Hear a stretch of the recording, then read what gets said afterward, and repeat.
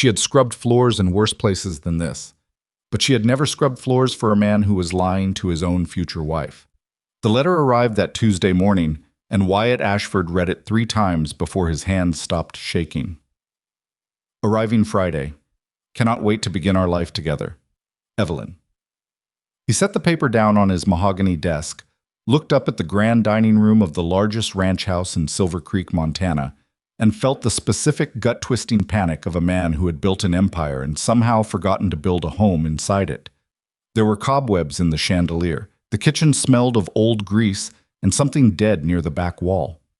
The guest rooms hadn't been aired since his mother's visit 2 years ago, and that visit had ended with her saying, "Wyatt, a man cannot eat money," before climbing back into the wagon to Billings without looking back.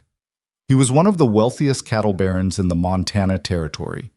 He owned 4,000 acres, more head of cattle than most men would ever count, a private water source, and a reputation that made other ranchers straighten their spines when he walked into a room. His house looked like a place where happiness went to die. If you're watching this story unfold, what would you do if the person coming to share your life arrived and found nothing waiting but cold walls and an empty table?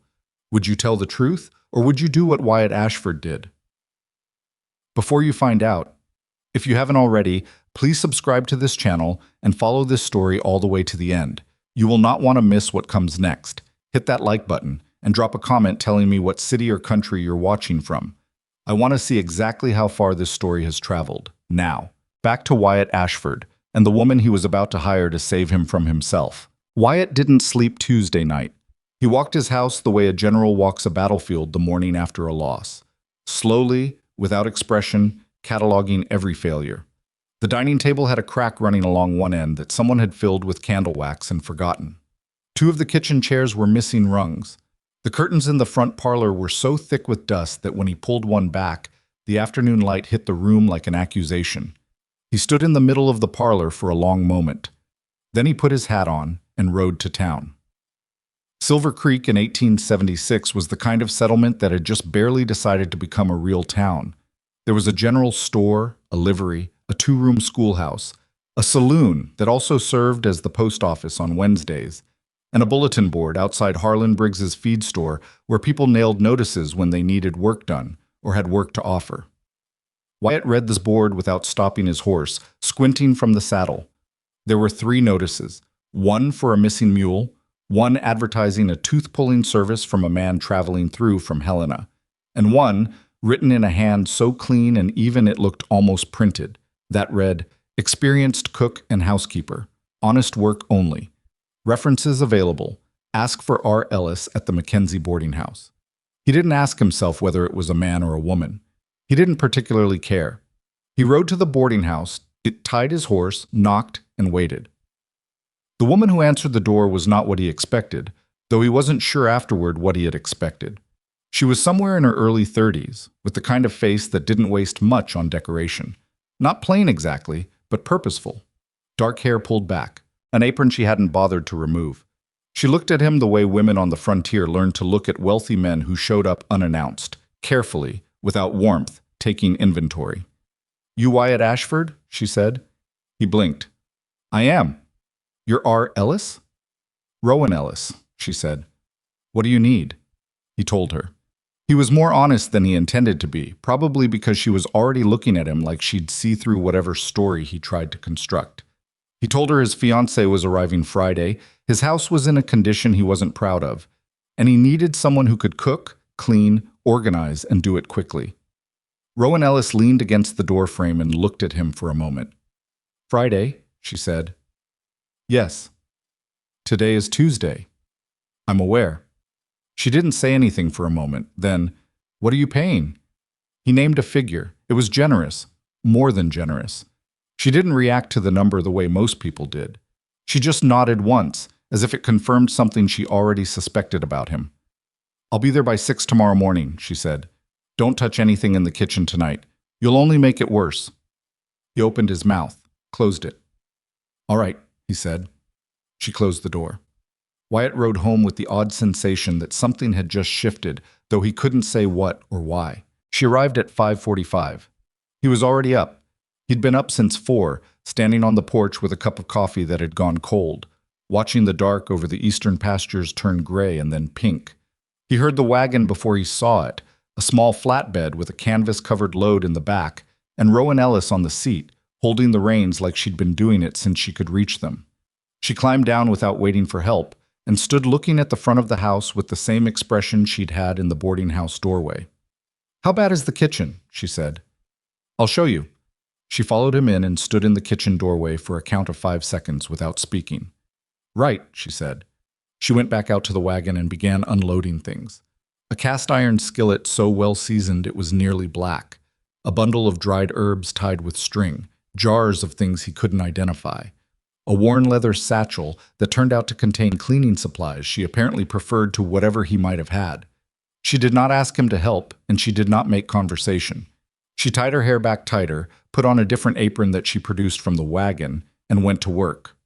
Wyatt watched for about 10 minutes from the kitchen doorway. "Is there something you'd like me to do?" he asked.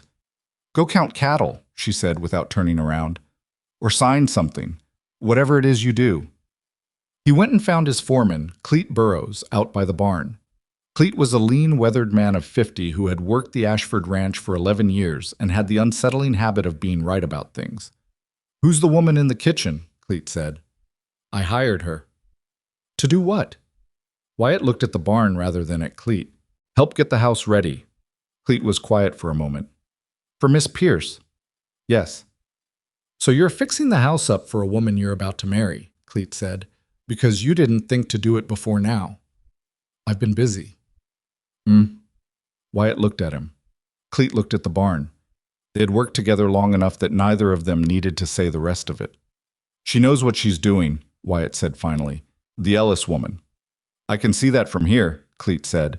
"She's already got something boiling on the stove, and she's only been in there 20 minutes. By noon, the kitchen smelled different. Wyatt couldn't put a finer point on it than that. It just smelled different. There was bread doing something in the oven and a pot of soup on the stove, and Rowan Ellis had somehow located a bucket of lye he hadn't known he owned and used it on the floor in a way that made it look, for the first time in possibly years, like a floor rather than a record of every boot that had crossed it. She brought him lunch without being asked, set a bowl of soup on his desk, a heel of bread beside it, and a cup of coffee that was actually hot. "You don't need to," he started. "Eat while you can," she said. "I need the desk cleared this afternoon. That room needs airing." He ate the soup. It was the best thing he'd tasted in longer than he wanted to admit. There was something in it, some combination of things, that made it taste like a meal someone had actually thought about, rather than just thrown together to stop a stomach from complaining. When she came back for the bowl, he said, "Where did you learn to cook like that?" She picked up the bowl. "Here and there." "That's not an answer." She looked at him. "No," she agreed, and took the bowl to the kitchen. He sat with that for a moment. Then he got up and cleared the desk. Wednesday became Thursday in a blur of motion that Wyatt couldn't quite keep track of. Rowan worked in a way he'd rarely seen anyone work. Not frantically, not showing off, but with a consistency that didn't require encouragement or supervision. She moved from room to room with the quiet deliberateness of a woman who had a picture in her head of what needed to happen and was simply executing it. He found himself following her at odd moments, not to supervise, but because the house felt different in her wake. Warmer, somehow. Aired out. She opened windows he hadn't thought to open, and the Montana September came in. Not cold yet, still carrying a trace of the summer's warmth. And the curtains she'd beaten and rehung caught the air and moved, and the rooms felt for the first time inhabited. He watched her hang fresh curtains in the guest bedroom, the room Evelyn would use until they were married, out of respect for propriety. And he thought about what his house had been like before 48 hours ago. The stillness of it. The way his own footsteps had echoed. "You grew up on the frontier?" he asked. She was on a step stool, adjusting the curtain rod. She didn't stop working. "Nebraska mostly," she said. "Sometime in Kansas." "Family there?" A beat. "Not anymore." He understood the shape of that answer and didn't press it. The frontier had a way of redistributing families. Everyone out here had a version of that story. "What brought you to Montana?" he said. She stepped down from the stool and looked at the curtains with a critical eye, then made a small adjustment to one side. "Work," she said. And before Montana? More work. He almost smiled. Do you give short answers to everyone or just to employers? She finally turned to look at him, and there was something in her expression that wasn't quite amusement but was adjacent to it. I give short answers to people who are asking questions because they're nervous about something other than what they're asking, she said. He didn't have a response to that. She picked up her cleaning cloth and moved toward the door. The house is looking good, he said, partly because it was true, and partly because he wanted to say something that wasn't foolish. She paused at the door. It's a good house, she said. It was just lonely. She was talking about the house. He was fairly sure she was talking about the house. He stood in the freshly aired guest bedroom with the curtains moving in the September breeze and told himself she was talking about the house. Evelyn Pierce arrived on Friday at 2:30 in the afternoon. Wyatt had ridden to meet the stagecoach at the edge of Silver Creek, which was the right thing to do. The thing an honorable man did when his fiancée was arriving after a journey from St. Louis. He stood with his hat in his hands and watched the coach come in and felt the compound weight of obligation and expectation and the particular discomfort of a man who knows he has made promises and intends to keep them. Evelyn was beautiful. He had known this. She stepped down from the coach with the assistance of the driver and stood in the dust of Silver Creek with the composure of a woman who had been well prepared for whatever she might find.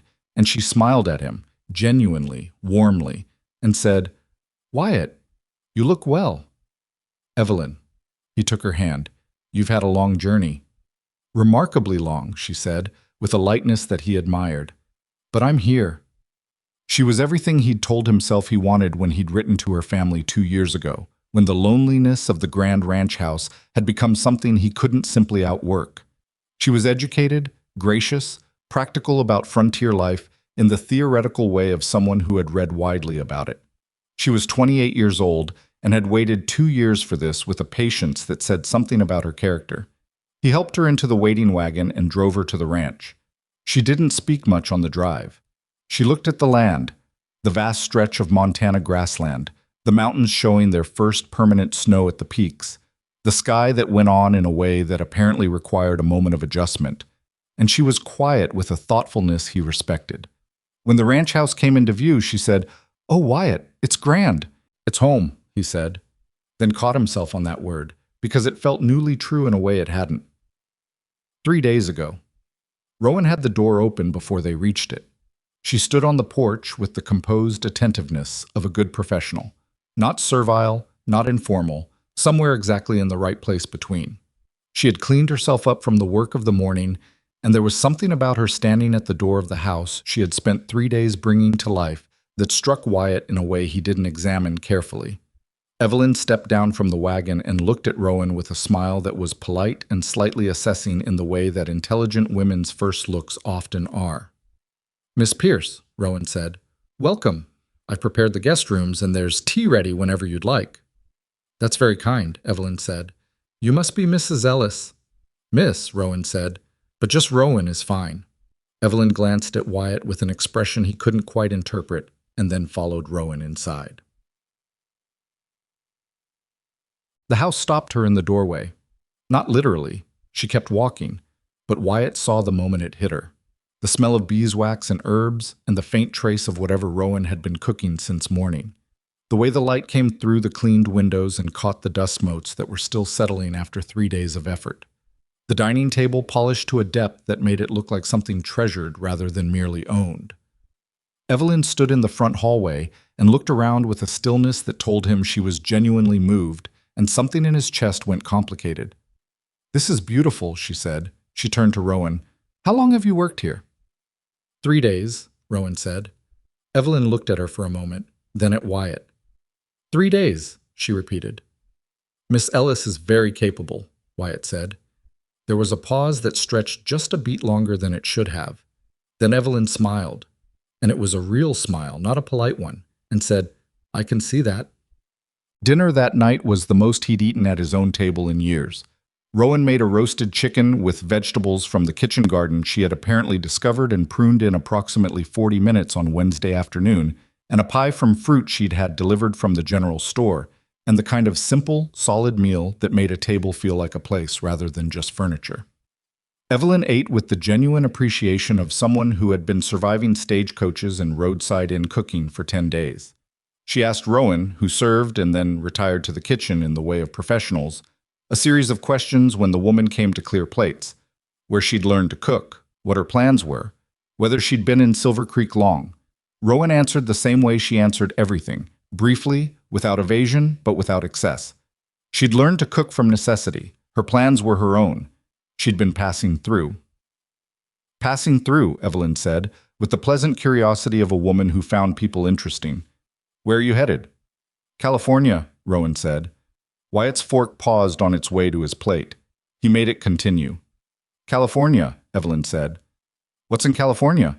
Rowan picked up the last plates with the efficiency of long practice. A fresh start, she said, and went to the kitchen. After she was gone, Evelyn looked across the table at Wyatt with an expression that was thoughtful and contained something he didn't know how to name. She's remarkable, Evelyn said. She is, he said. Evelyn looked at her wine glass for a moment. Then, Wyatt, are you happy? The question landed differently than he expected. He looked at his plate. I'm glad you're here, he said, which was true and also not quite an answer. Evelyn looked at him for a long moment in the lamplight of the dining room that had been cold 3 days ago. Then she smiled gently and said, I'm glad to be here, and turned the conversation to the ride from town. Saturday was the first real day of the arrangement, as it was meant to be. Evelyn in the house, Wyatt managing the ranch, Rowan in the background making everything run. The problem was that the background wasn't where Rowan stayed. It wasn't her fault. She didn't push herself forward or involve herself in anything that wasn't her business. But she had a way of being present that was difficult to overlook. She would come into the parlor to open a window and say something to Wyatt about one of the horses in passing. She'd noticed a lame one in the east pasture, or she'd overheard a conversation between the ranch hands about a water source. And the observation would be so precisely useful that he'd act on it, and Cleet would report back that the lame horse was already worse, and had she noticed it that morning, and how? Did she work on a ranch? Cleet asked him on Saturday afternoon. She didn't say. She knows what she's looking at, Cleet said. That's not kitchen knowledge. Wyatt didn't answer. In the evenings, Evelyn would sit in the parlor with a book or her needlework, and Wyatt would sit across from her, and they would talk about things. The ranch's prospects, her family in St. Louis, plans for the wedding, which was to be in 6 weeks. And the conversations were pleasant. Evelyn was intelligent and interesting. She had opinions about things and stated them clearly without aggression. He respected her. The thing was, from the kitchen, when the wind was quiet, you could sometimes hear Rowan singing. Not loudly, just under her breath, the way people do when they think no one's listening. Old songs, frontier songs, the kind that had been written by people who understood what it meant to be a long way from wherever they'd started. Evelyn noticed. He could tell by the slight pause in her needlework, the tilt of her head. She never said anything about it, but she noticed. Sunday brought a minor catastrophe. One of the wells developed a problem. A stone had collapsed into the wall, and the water was coming up discolored. And half the ranch hands were out fixing it, which meant the horses that used that trough needed water from another source, which meant a series of adjustments that occupied Wyatt from before sunrise until mid-morning. By the time he came back to the house, he was dirty and tired and in the specific mood of a man who has been solving problems since before he had coffee. He came into the kitchen expecting, he didn't know what he expected. Silence, maybe. Rowan was sitting at the kitchen table with Evelyn, and they were both looking at the same piece of paper, and Evelyn was laughing. It was the first time he'd heard Evelyn really laugh since she'd arrived. Not the polite laughter of good company, but the genuine kind, sudden, caught off guard, a sound that had escaped before she could manage it. He stopped in the kitchen doorway. Rowan looked up at him with the measured expression she always wore. Evelyn looked up with the remnants of the laugh still on her face and said, Rowan has been teaching me to write out a proper larder inventory. Apparently I've been doing it wrong my entire life. There's a right way to write a larder inventory, he said. There's a way that means you don't run out of things, Rowan said, and stood to put the kettle on. He stood in the doorway watching the two women, his fiancée with her pen and paper, the woman who'd arrived 3 days ago with a cast-iron skillet and a refusal to give unnecessary information, and felt something shift in the room, in himself, in some quality of the air he breathed. He went to wash up without saying anything about it, but the laugh stayed with him. The way Evelyn had looked, caught in a genuine moment. The way Rowan had looked up at him from across the table with those careful eyes, and then looked away again, returning to whatever she'd been doing. He stood at the wash basin and looked at his own face in the small mirror above it, and had the thought, clearly and without anything attached to it, that he was in some kind of trouble. He didn't know what kind yet, but it was the sort of thought that once arrived, didn't leave. Monday morning, he found Rowan in the barn before anyone else was up.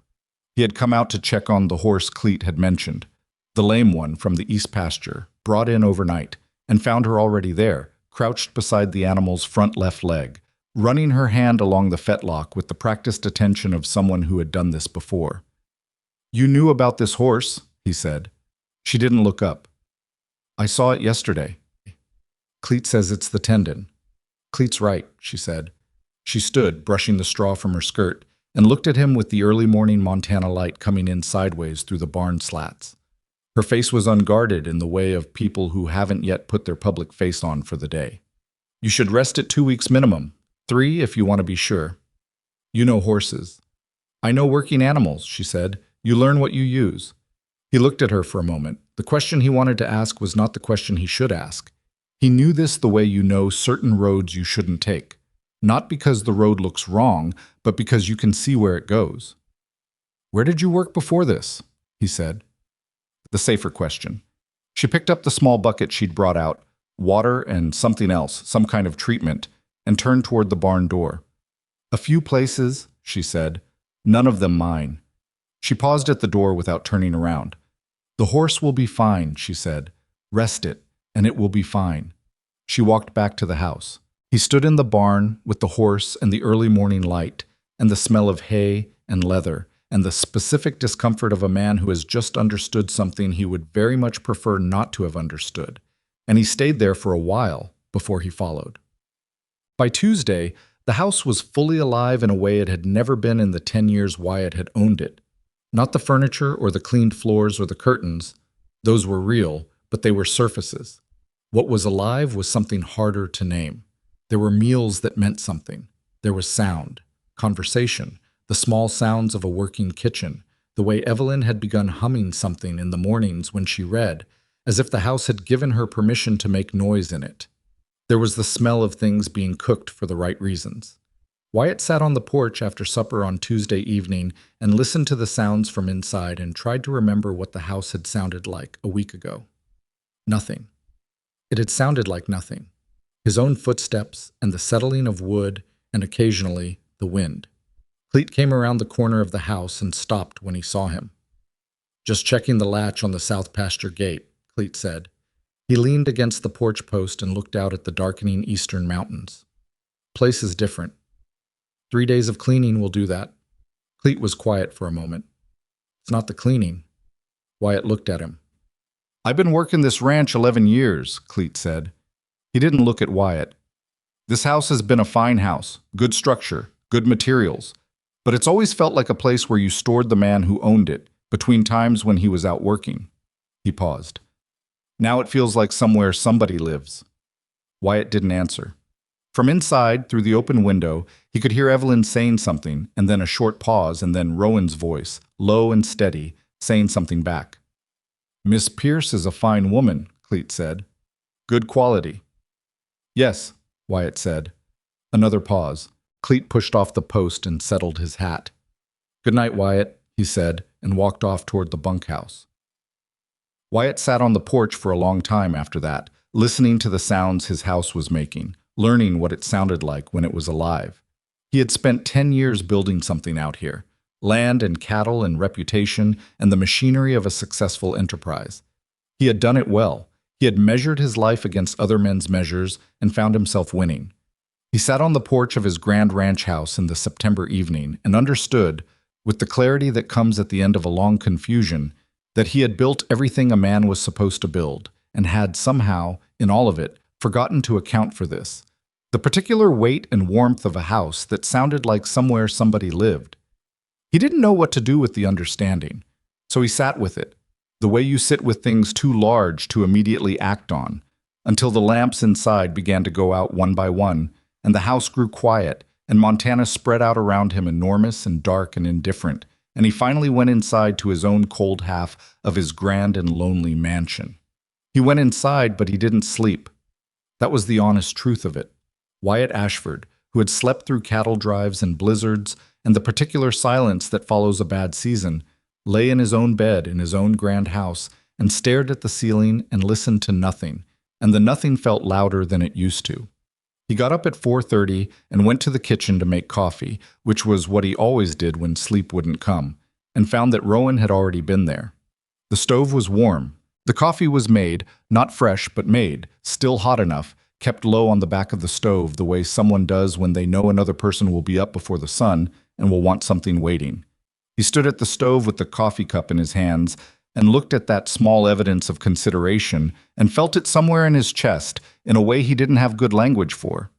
He drank his coffee standing at the kitchen window and watched the dark over the eastern pastures and told himself it was nothing. People made coffee. Housekeepers made coffee. That was what housekeepers did. He told himself this twice. It helped about as much as you'd expect. By 5, the sky had started its slow change from black to the deep blue that comes just before gray. And he could hear Rowan moving somewhere in the house, not in the kitchen, somewhere upstairs, the quiet sounds of someone going about work before the rest of the world had decided to start. He thought about calling up to her. He thought about going to find whatever needed doing and doing it.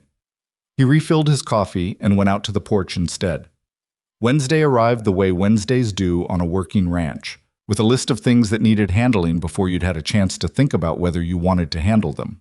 2 of the hands had found a section of fence down on the north boundary, which meant cattle had wandered, which meant a count and a search, and the particular aggravation of spending 3 hours doing something that shouldn't have needed doing if the fence had been maintained the way he'd specified in the spring. He rode out with Cleet and 3 of the hands and spent the morning in the saddle, which was where he thought best and felt most himself. Out on the open land, with the mountains to the west and the grass running all the way to where the sky met the earth, the complication of the ranch house felt smaller. Out here, things were what they were. A fence was down or it wasn't. Cattle were where they should be or they weren't. You found the problems and you fixed them and you rode home with dirt on your boots and a soreness in your back that meant the day had amounted to something. He found himself, in a quiet moment while the hands were working the fence, thinking about what Rowan had said about the horse. You learn what you use. He'd been thinking about it since she'd said it, the specific flatness of it, not self-pity, not drama, just a fact stated without decoration. A life that had taught her things, not because she'd sought them out, but because she'd needed them to get through. He understood that. It was how the frontier worked on everyone eventually. It stripped you down to what was actually useful and left the rest by the roadside. The difference was that most people, stripped down, became less. She seemed to have become more. He caught himself on that thought and made himself think about the fence instead. Honey got back to the ranch house at noon with mud on his boots and a headache starting behind his left eye from squinting into the late morning glare, and he came through the back door into the kitchen and stopped. Evelyn was at the kitchen table, sleeves rolled to the elbows, with flour on her forearms and more flour on the front of her dress, and she was frowning at a bowl of dough with the expression of someone engaged in a negotiation they are not winning. Rowan was across the table from her, watching the dough with the contained patience of a woman who has seen worse. "It's too tight," Rowan said. "Feel the difference." "I can feel the difference," Evelyn said, with a determination he hadn't heard from her before. "I just don't know how to fix it. Water. A little at a time. Work it in before you add more." Evelyn added water. She worked it in. She looked at the dough. "That's better," Rowan said. Not enthusiastic, just accurate. Evelyn looked up and saw Wyatt in the doorway. She held up her flour-covered arms and said with a rueful smile, "I'm learning to make bread." "I can see that," he said. "I've made bread before," she said, slightly defensive. "In St. Louis. But apparently frontier bread has different requirements." "Everything out here has different requirements," he said. Rowan was already turning back to something on the stove, and for a moment the kitchen was full of ordinary domestic motion. Evelyn pressing her palms into the dough, Rowan adjusting something in a pot, the stove putting out heat, the smell of whatever had been cooking since morning rising into the air. And Wyatt stood in the doorway of his own kitchen and felt, with a force that surprised him, that this was what his house was supposed to have been all along. Not the grand dining room with its polished mahogany, not the front parlor with its imported curtains. This small, warm, imperfect moment where people were actually living. He realized he'd been standing in the doorway too long. "I'll go wash up," he said, and left before either of them could answer. Thursday brought the first real friction.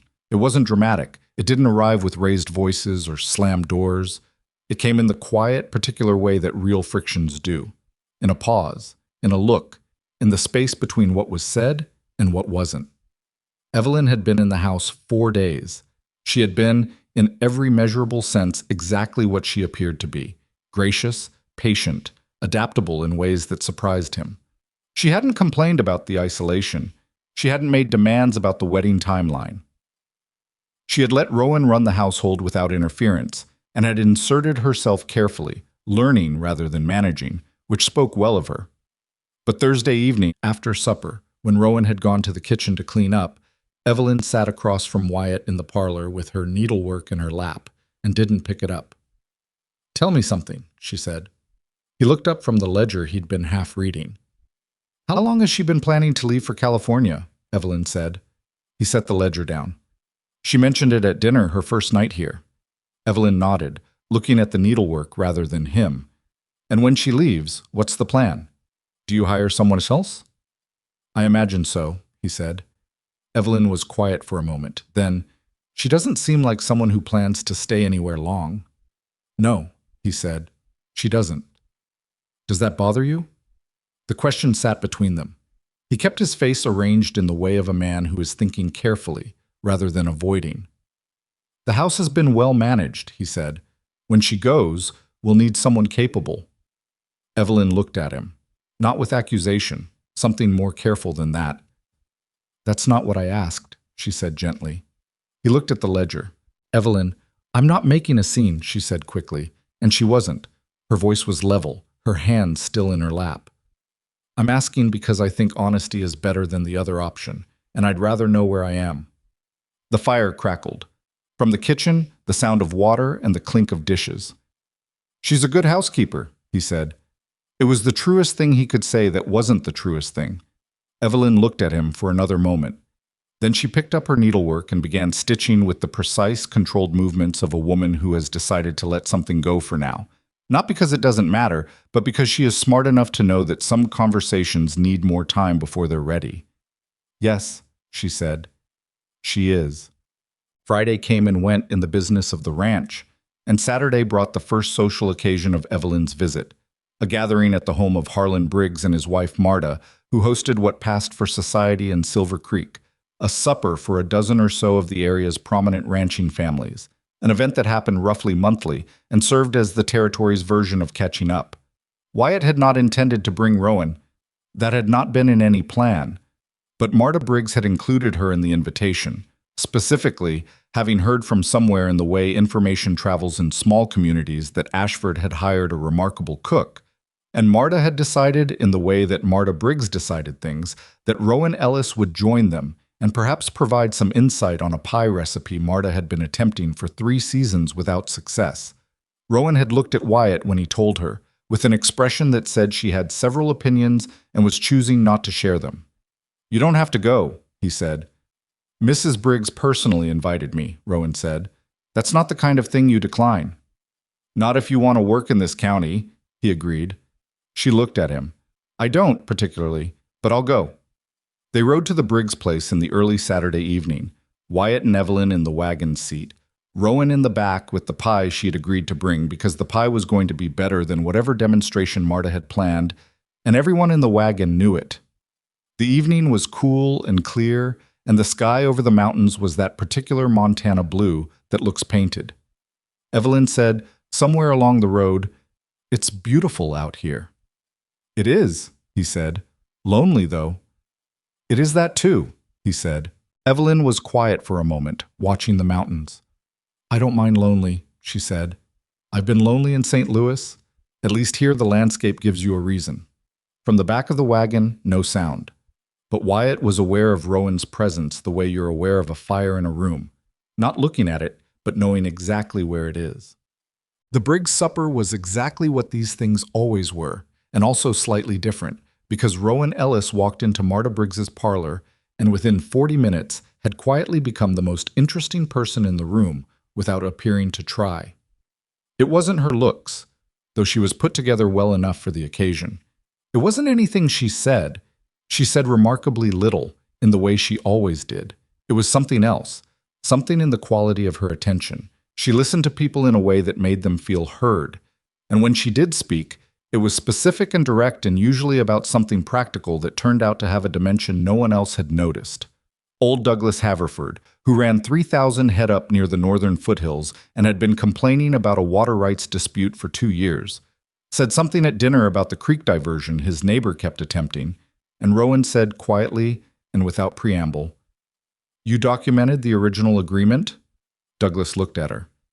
"There's an agreement in the county records." "I'd get a copy of that before the next dispute," she said. "County records have a way of being misfiled when someone with money needs them to be." The table went a little quiet. Douglas looked at her for a long moment. "You know about water rights?" he said. "I know what happens when you don't protect them," she said, and turned back to her plate. Douglas was still looking at her. Then he looked at Wyatt, with the expression of a man who wants to ask a question and hasn't decided yet whether it's polite. Wyatt was looking at Rowan. Evelyn was looking at Wyatt looking at Rowan. The supper continued. Juan. It was late in the evening, after the table had been cleared and the men had migrated toward the fire and the women toward the settees, that Evelyn found herself sitting with Marta Briggs and 2 other ranching wives, Clara Dunmore and June Pascoe. And the conversation, as conversations among women at these events tend to do, found its way to the question they'd all been thinking about since the wagon pulled up. "She's remarkable," Clara Dunmore said, not unkindly. "The Ellis woman." "Wyatt certainly thinks so," June Pascoe said, and then looked at Evelyn with the slightly apologetic expression of someone who has said something and immediately wished they hadn't. Evelyn smiled. "She is," she said. "I've learned more about keeping a frontier household in a week from her than I've learned in 28 years anywhere else." There was a pause that everyone in the circle recognized as the pause before the real conversation. "Must be strange," Marta said, in the carefully neutral tone she'd perfected over 30 years of these evenings. "Coming all this way to start a new life, and finding the house already running." Evelyn looked at the fire in the Briggs's stone fireplace. "It's a relief, actually," she said. "I was worried about the house." "Were you?" Marta said. "I've never lived on a ranch," Evelyn said. "I know what's expected of a rancher's wife, but knowing and doing are different things." She paused. "Rowan knows how to do it." Another pause.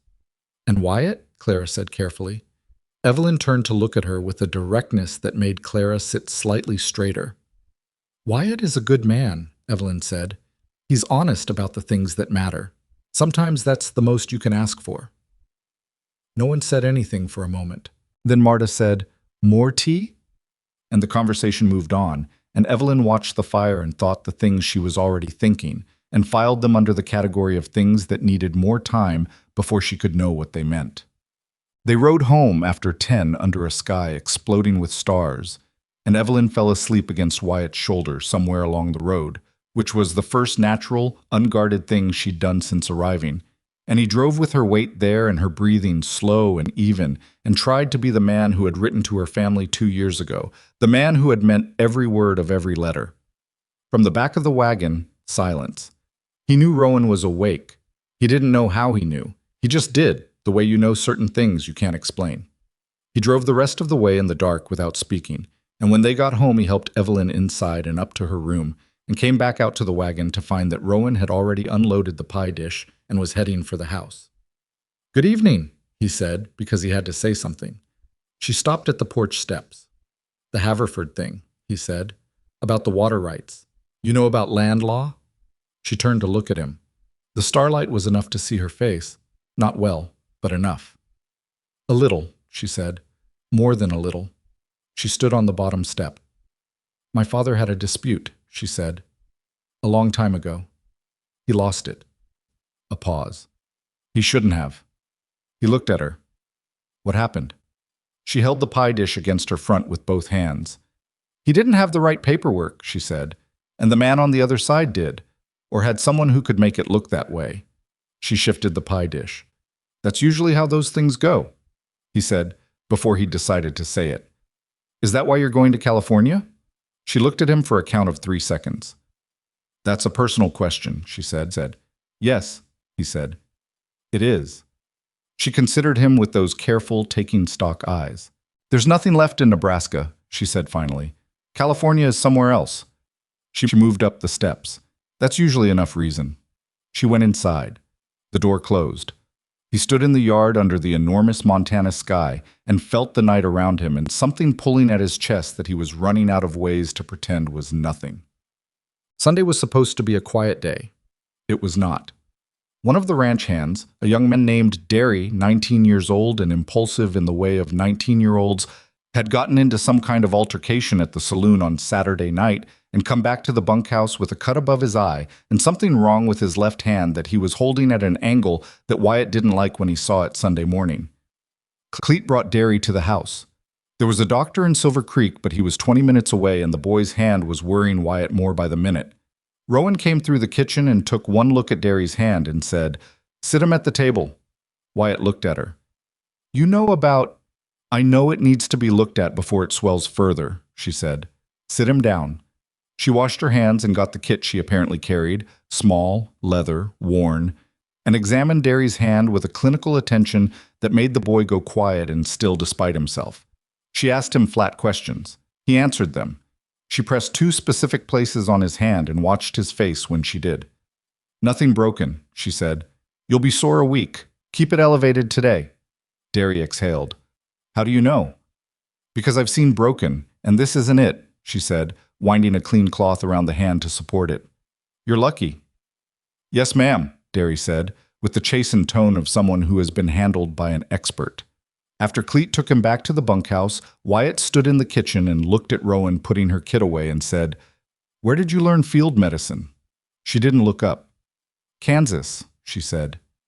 "Kansas. There was a lot of it needed in Kansas," she said, and closed the kit. He sat down at the kitchen table. This was not a thing he normally did, sit in the kitchen in the middle of the day. It didn't feel strange, though. "How old are you?" he said. She looked at him then. "Why?" "Because you know land law and field medicine and how to read a lame horse and how to make a house feel like somewhere people live," he said. "And you're passing through." She put the kit on the shelf where it lived. 32, she said. "And people with skills don't always have somewhere to put them." "They could," he said. She looked at him. He looked at the table. "I need to start the midday meal," she said, and he got up and left the kitchen because that was the right thing to do, and he did it, and it didn't help at all. The following week settled into a rhythm that was comfortable in the way that some uncomfortable things become. Not resolved, just habituated to. Wyatt worked the ranch. Evelyn moved carefully through the process of learning the life she'd agreed to. Rowan kept the house running with the same quiet efficiency that had characterized everything she did, and the 3 of them ate meals together and talked about reasonable things and managed, collectively, to not say the things that were accumulating in the silences between the reasonable things. Evelyn began writing in the mornings. Not well, she said so herself, without false modesty, but with the determination of a woman who had decided that if the frontier required certain skills, she would acquire them. Wyatt went with her twice, writing at a pace that accommodated her learning, and they talked the way people do when they are side by side and facing the same direction, more easily than face to face. She asked him about the land. He told her. She asked good questions. She always asked good questions. "Do you love it?" she asked him one morning, about the land, about the ranch. "Yes," he said, because that was true without complication. "I can see why," she said, and she meant it. She was looking at the mountains, at the vast roll of the territory, and there was something genuine in her face, not the performed appreciation of someone trying to feel what they thought they should feel, but actual recognition of the thing itself. "You might come to love it too," he said. She was quiet for a moment. "I might," she said. "I think the land would have to decide to let me, though." She paused. "Places are like that. You can want to belong, and they still get to choose." He thought about that for the rest of the morning. He thought about Rowan, who had walked into his house and the house had chosen her immediately, the way certain things slot into place before you've had time to plan for them. He thought about Evelyn, who was working hard to belong and deserved to, and about the fact that belonging couldn't be worked for. It just was, or it wasn't. And that was a terrible piece of information to have when a woman who deserved better was riding beside you and asking good questions. It was a Tuesday afternoon in the second week of October when Rowan burned the bread. This sounds small. It was small. She had it out of the oven before it was beyond saving, cut away the bottom crust, and there was enough of the loaf remaining for supper. The house smelled like scorched flour for an hour, and then it didn't. That was all. But Wyatt came in from the south pasture and smelled it, and found her in the kitchen with the damaged loaf on the counter and an expression on her face that he'd never seen before. Not distress exactly. She wasn't the kind of person who fell apart over burned bread, but something tired behind the eyes. Something that had nothing to do with the bread.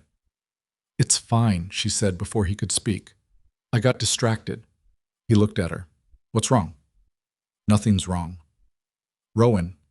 She looked at him, and the tiredness was more visible up close. Not just today's tiredness, but something longer and deeper, the kind that accumulates when you've been moving for a long time without stopping. "I got a letter from a woman I used to know," she said. "In Nebraska." She turned the loaf and looked at the bottom. Her husband died. She's got 2 children and a piece of land she can't work alone, and she doesn't know what to do. He was quiet. "I can't go back there," Rowan said. Not defensive, just factual. "There's nothing I can do from there that I can do from here." "Can you help her from here?" She looked at him. "With what? Letters don't plow fields." "Money does," he said. She stared at him. "I can advance you against future wages," he said, "if that would help." "You don't know this woman." "You do," he said. "That's enough." She looked at him for a long moment. The kitchen was quiet. Outside, a wind had come up from the west and was pushing through the pines along the north fence, and the sound of it came through the kitchen window. Low, steady, the sound of something too large to be affected by anything you or I might think about it. "You're a strange man, Wyatt Ashford," she said. "I've been told," he said. She looked back at the bread.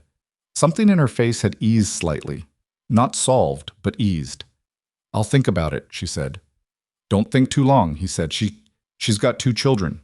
He left the kitchen before she could answer, and went upstairs to his study, and sat at his desk with nothing in front of him, and understood, with the precision of a man who has run out of ways to pretend otherwise, that he was in love with Rowan Ellis. He understood it the way you understand something you've known for a while but kept in a drawer because taking it out would mean dealing with it. He took it out now, turned it over, looked at it clearly. He was in love with a woman who was passing through his life on her way to California. He was engaged to a woman who deserved better than a man in love with someone else. He had built everything a person was supposed to build and had managed, in the process, to arrive here, at this desk, in this house that had finally come alive, with this particular and inconvenient clarity. He sat with it for a while. He didn't decide anything. Some things don't get decided the moment you understand them. They just have to be carried for a time while the rest of the situation catches up. He went down to supper. He sat across from Evelyn. Rowan served and ate with them now, at his insistence. He told her the first week that he didn't run that kind of house. And the 3 of them ate the slightly scorched but still good bread, and talked about the weather coming in from the west and the state of the east fence and the gathering. Marta Briggs was already planning for November, and everything was ordinary and everything was not. Evelyn caught his eye once over the supper table, and what she had in her eyes was not anger and not accusation and not hurt, exactly. It was something sadder and clearer than any of those things.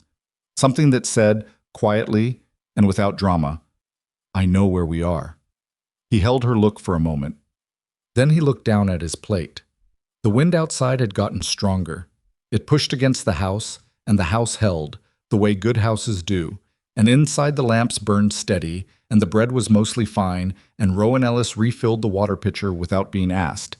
And the richest man in Silver Creek sat at his own table and felt, for the first time in his life, that the thing he wanted most was the one thing his money couldn't touch. He didn't sleep that night either, but this time he didn't go to the kitchen.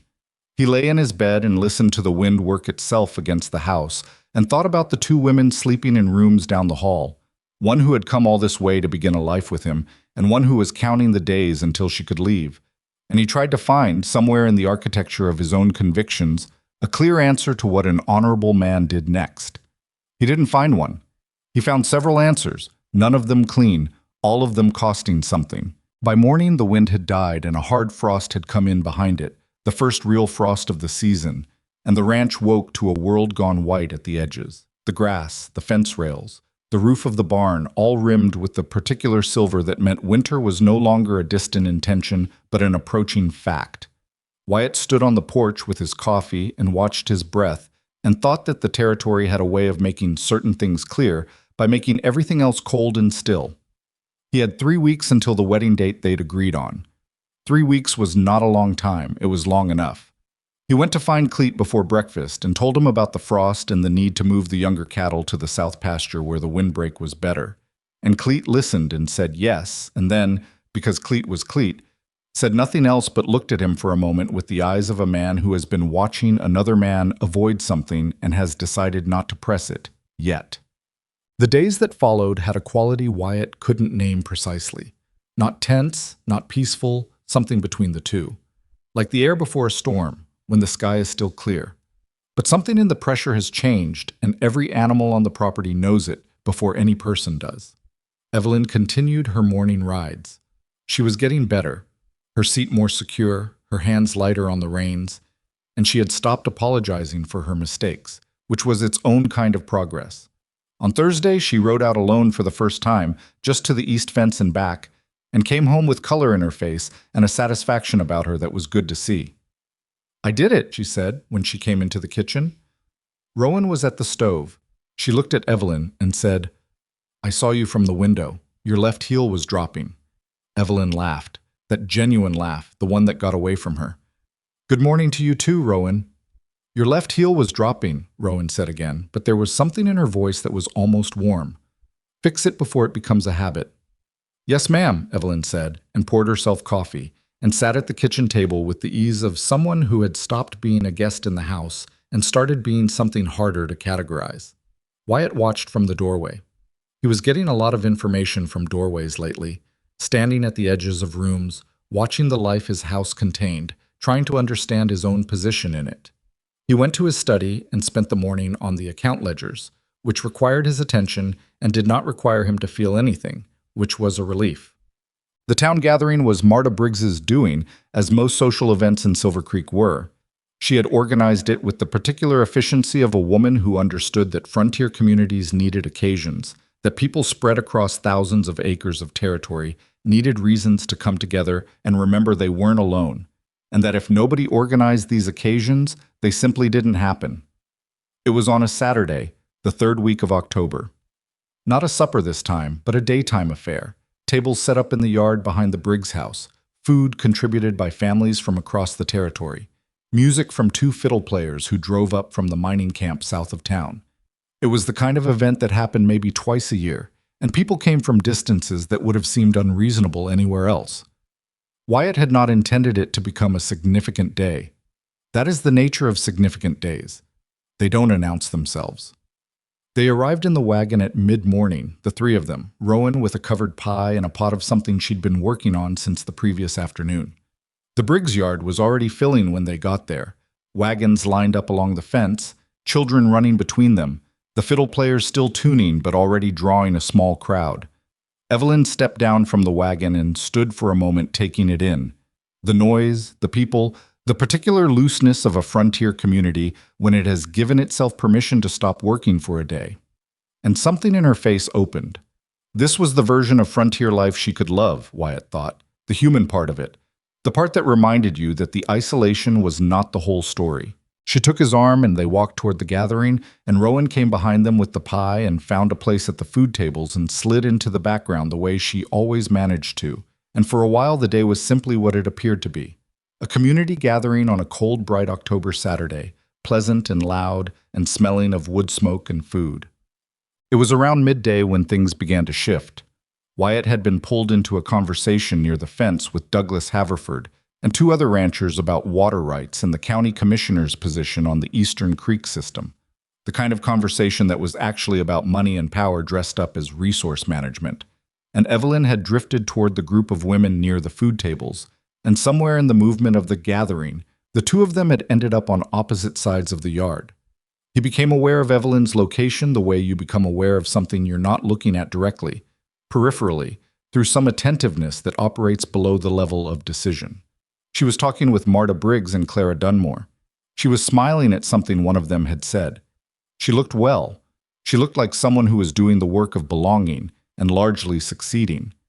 And then he became aware of Rowan, who was standing at the far end of the food table talking to a man he didn't immediately recognize, tall, well-dressed by frontier standards, with the look of a man who had come from somewhere with money and hadn't entirely left it behind. The man was leaning toward Rowan with the posture of someone very interested in what she was saying.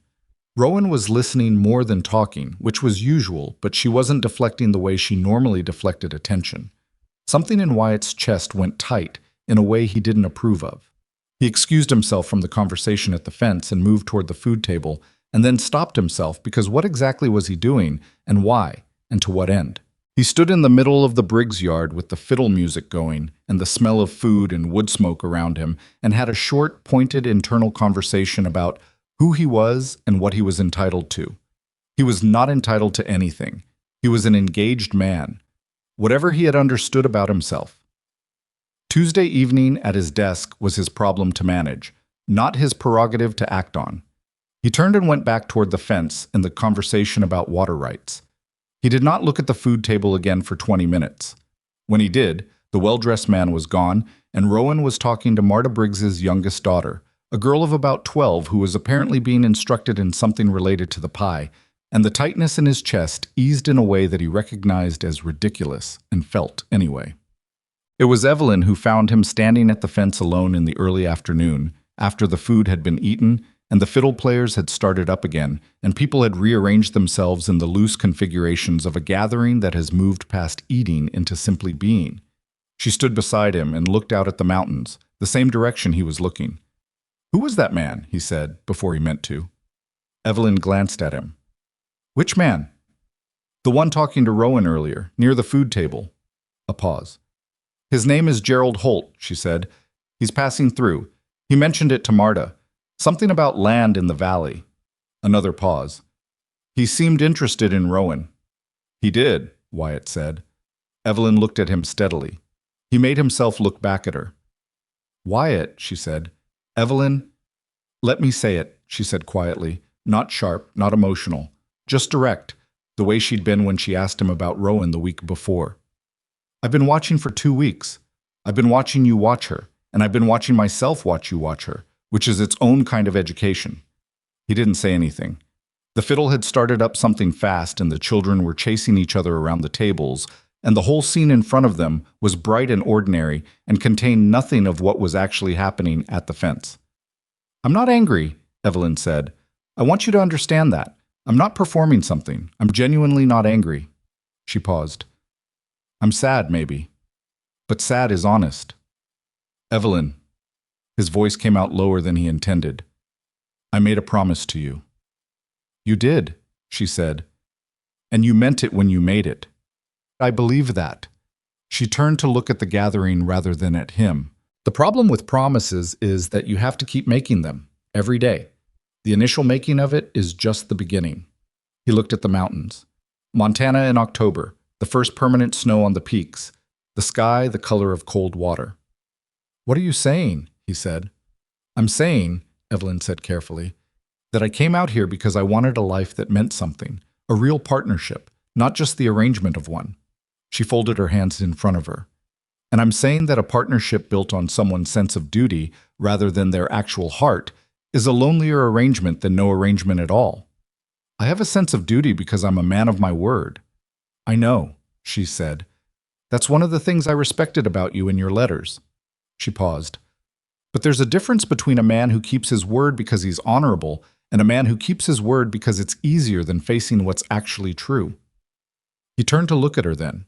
She was watching the gathering with her hands folded, composed in the way she was always composed, not because she felt nothing, but because she had decided what to do with what she felt. "That man is not the man I want," she said. even if he shows up in a grand ranch house in Montana. He didn't have an answer for that. I haven't made a decision, she said. I'm not telling you what to do. I'm telling you what I see. She finally looked at him. Her eyes were clear and steady and not cruel. I think you should look at what you see. She walked back toward the gathering, toward Marta Briggs and the warmth of it, and he stood at the fence in the cold October air and looked at what he saw. Rowan was helping pack up the remaining food when Evelyn came to stand beside her. This was something Wyatt observed from across the yard, the two women side by side at the table, and he had no way of hearing what was said. He would learn some of it later, in pieces, the way you learn things that happened without you. Not the whole of it, but enough. What Evelyn said, according to what Rowan told him weeks later in a different context, was this: "You're leaving for California." And Rowan had said, "That's the plan." And Evelyn had said, "When?" "End of the month," Rowan said. "When the weather's still workable." A pause. Then Evelyn said, "Is that what you want? Or is that what you've decided to want?" Rowan had looked at her, and Evelyn had looked back, and neither of them was performing anything. Two women at a food table in October, with the fiddle going behind them and the mountains in front. "I don't know," Rowan said, which was more than she'd told anyone. Evelyn nodded, as if this confirmed something she'd suspected. "I think you should figure that out," Evelyn said, "before the end of the month." Then she picked up a serving dish and walked it to the wagon and didn't say anything else about it. They rode home in the late afternoon, the three of them in the wagon again, and this time nobody spoke much. Not in a hostile way. The silence wasn't hostile. It was the silence of three people who have each, separately, had a version of the same conversation with themselves, and are now sitting with what they found there. The frost came back that evening, harder than the last one. Wyatt stood on the porch after supper and watched the stars come out over a sky gone iron clear, the way it goes when the temperature drops past a certain point, and he stayed there long enough that the cold got into his coat. Inside, the lamp was on in the kitchen. He could see the shape of it through the window. Rowan cleaning up, moving with the same economy of motion she always moved with, the kitchen doing what the kitchen had been doing for 2 weeks, producing the warm, ordinary evidence of a house being lived in. He had 3 weeks left. 2, now, since the week had gone. He had a choice to make. He knew what it was. He had known what it was since Tuesday evening, and the burned bread and the particular sadness in Rowan's face when she talked about Nebraska, and the way he'd offered her money for a woman he'd never met because she'd needed it, and the only thing he'd wanted in that moment was for her to have less weight to carry. He went inside. He went to the kitchen doorway. "I need to tell you something," he said. Rowan turned from the sink. She read his face the way she read everything, quickly, accurately, without fuss. "Wyatt," she said, and the way she said his name, first time she'd used it directly, without the formality of his title, was itself a kind of answer to a question he hadn't asked yet. "I know you're planning to leave," he said. "I know California is what you've decided. I'm not asking you to change that." He stopped. He was doing this wrong. He could feel it. He had spent years being good at knowing what to say in negotiations, in business, in the management of men and land and money, and all of that was useless here. "What I'm asking," he said, "is whether you'd consider staying long enough to know if there's a reason to." Rowan looked at him. The kitchen was quiet. Outside, the frost was working on the world. "There is Evelyn," she said. "There is Evelyn," he said. "And I am not going to pretend that isn't real, because it is. But Evelyn is a person of uncommon honesty, and she said something to me today that I think you should know." He paused.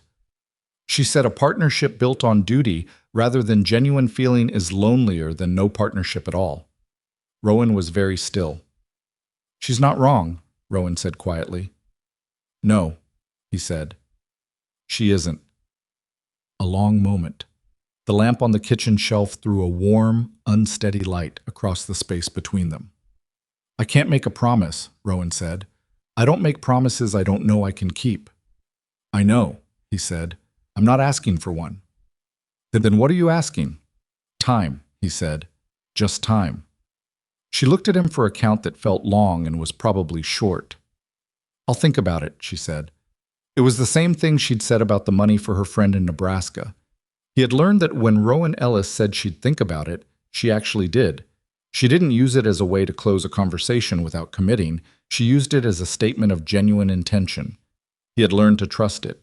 He nodded once. "That's all I'm asking," he said, and left the kitchen. I went to find Evelyn. She was in the parlor, not reading, not working on her needlework, just sitting in the chair nearest the window with her hands in her lap and the lamp low, looking at the darkness outside the glass. He sat down across from her. "I owe you a direct conversation," he said. "Yes," she said. "You do." So he had it. Not perfectly. There was no perfect version of this conversation, and he'd given up looking for one. But honestly, he told her what he'd understood at his desk, the Tuesday of the burned bread. He told her it wasn't something he'd planned or courted or in any way wanted to feel, and he believed all of that to be true because it was. He told her she deserved a man whose whole heart was present, not a man subdivided by something he hadn't expected. She listened to all of it without interrupting. When he was done, the parlor was quiet. "I know," she said. "I know you know," he said. "That makes it worse." She almost smiled. "Yes," she said. "It does." She looked at her hands. "I'm not going to pretend I'm not hurt, Wyatt. That would be dishonest, and I don't think either of us benefits from dishonesty right now." "No," he said. "I came a long way," she said. "I left a life I understood." A pause. "I'm not sure yet what I'm supposed to do with that." "Whatever you need," he said immediately. "Whatever time you need. This house is yours as long as you want it. I'll provide." "I don't need you to provide," she said, and it wasn't sharp, just firm. "I'm capable of providing for myself. I always have been." She paused. "What I need is some time to think, and I'd prefer to do it without having to also manage your guilt." He nodded. "Then I'll manage it myself." "Good," she said, and there was something in her voice that was almost wry, and he thought, not for the first time, that Evelyn Pierce was a person of remarkable character, and that whoever she ended up building a life with was going to be the better for it. "I'm sorry," he said, genuinely. "I know you are," she said. "Go to bed, Wyatt." He went to bed. He lay in the dark and listened to the frost outside and the deep quiet of the house, and tried not to feel like everything was falling apart, while also understanding that some things have to fall apart before they can be put together in a way that actually holds. I was not expecting what happened the next morning. He came downstairs at his usual hour to find Evelyn at the kitchen table. Not Rowan, just Evelyn, with a cup of tea and a piece of paper and the look of a woman who has been up for a while, thinking. "Sit down," she said. He sat. "I've decided something," she said. She looked at the paper rather than at him, and then deliberately set it aside and looked at him instead. "I'm not leaving." He waited. "Not yet," she said, "and not the way you're thinking." She wrapped her hands around her tea. "I think that what's happening in this house is something that needs to work itself out, and I think running back to St. Louis the moment things become difficult is exactly the wrong thing for me to do." She paused. "I didn't come all this way to be someone who leaves when it's hard." "Evelyn, I'm ending the engagement," she said, flat, clear. "That's already decided. That's the right thing, and I know it, and you know it, and if we'd been more honest with each other a month ago, we'd have known it sooner." She looked at her tea. "But I'm not leaving Silver Creek. Not immediately. I think there's something here for me that has nothing to do with you, and I'd like to find out what it is." He stared at her. "Marta Briggs mentioned last week that the schoolhouse needs someone with reading skills," Evelyn said. "The teacher they had left for Billings in September. 24 children with no instruction." She looked at him steadily. "I was educated in St. Louis. I know how to teach, and I think this community needs what I have to offer more than your mansion does." He didn't say anything for a long moment. "You want to stay in Silver Creek," he said. "I want to do something that matters," she said. "And this matters." A pause. "We can manage the rest of it properly." The return of the engagement ring. A reasonable explanation for the community. "I don't want drama, and I imagine you don't either." "No," he said. "Then that's settled," she said, and picked up her tea with the finality of a woman who has made her decision and will not be revisited on it. He sat across from her in the kitchen of his grand ranch house and felt something he hadn't anticipated. Not relief exactly, not guilt exactly, but a complicated admiration for the person across the table. She had come out here expecting one life and had found another, And her response was not to collapse or flee, but to look at what was actually in front of her and decide what she could do with it. "You're a remarkable woman, Evelyn Pierce," he said. "Yes," she said, without self-consciousness. "I am." She took a sip of tea. "You would have been lucky to have me." "I know," he said. "Rowan Ellis is also a remarkable woman," she said. "I hope you know that too." "I do," he said. "Then go figure out what you're going to do about it," she said, "and let me finish my tea." He found Rowan in the barn that morning, the same way he'd found her that first time, crouched near a horse, looking at something with focused attention. Different horse this time, Derry's horse, which had thrown a shoe on the ride back from the Briggs gathering. She heard him come in and didn't look up. "Evelyn ended the engagement," he said. Rowan's hands paused on the horse's hoof for a moment, then continued. "She told you this morning?" Rowan said. "Yes." "She told me last night," Rowan said. He stopped. "She came to you last night?" "After you went to bed." Rowan set the hoof down and stood. "She told me she was ending it. She told me she was staying in Silver Creek. And she told me that whatever happened next in this house was between you and me, and she didn't want to be in the middle of it anymore." She turned to face him. "She's a good woman." "She is," he said. "The best kind." Rowan looked at him with those measuring eyes. "Wyatt," she said, and she used his name again, the way she had last night, directly, without the distance of formality. "I want to tell you something." "All right," he said. "I have spent 4 years," she said, "going from place to place. Not because I wanted to, because I didn't know how to stop." She paused. "After Nebraska, after what happened there, I didn't know how to be somewhere that felt like it might matter, because everything that mattered got taken." She looked at the barn door, the morning light coming in sideways. California was a direction. It wasn't a destination. It was a way to keep moving so I didn't have to sit still and feel how tired I was. He waited. "This house," she said. "This—" She stopped, looked for the right word. "You asked me that first morning what I thought of it, and I said it was a good house that was just lonely." She met his eyes. "I meant the house." "I know you did," he said. "But I also—" She stopped again. "It's been a long time since anywhere felt like it wanted me in it." She looked uncomfortable saying this, the way people look when they're saying something true that they've kept private for a while. "I don't know what to do with that." He took one step closer. Not much, just one. "Neither do I," he said honestly. "I've spent 10 years being very good at knowing what to do, and I have no idea what to do with this." A corner of her mouth moved. "That's the most useful thing you've said to me since I got here." He almost laughed. He hadn't expected that. "Is it?" "It means you're being honest," she said. "I can work with honest. I can't work with someone who has everything figured out." "Nobody has everything figured out." "You'd be surprised," she said dryly, "how many men think they do." He looked at her in the barn with the morning light and the smell of hay and the steady breathing of the horse between them, and he said, "I'm not asking you to stay forever. I'm not asking you to make a promise. I'm asking you to stay long enough to know whether this is something or whether it isn't." She looked at him for a long time. "The California stage," she said, "runs twice a month." "Yes," he said. "If I stay," she said.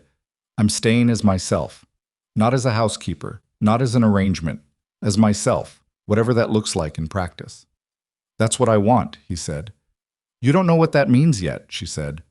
"No," he admitted. "I don't." She considered him. He stood there and let himself be considered, which was not a comfortable thing, but it was the honest thing, and he had come to understand that honesty was the only currency Rowan Ellis traded in.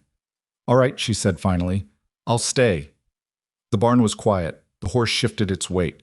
The October light came through the slats and lay in pale bars across the straw floor. "Thank you," he said. "Don't thank me," she said.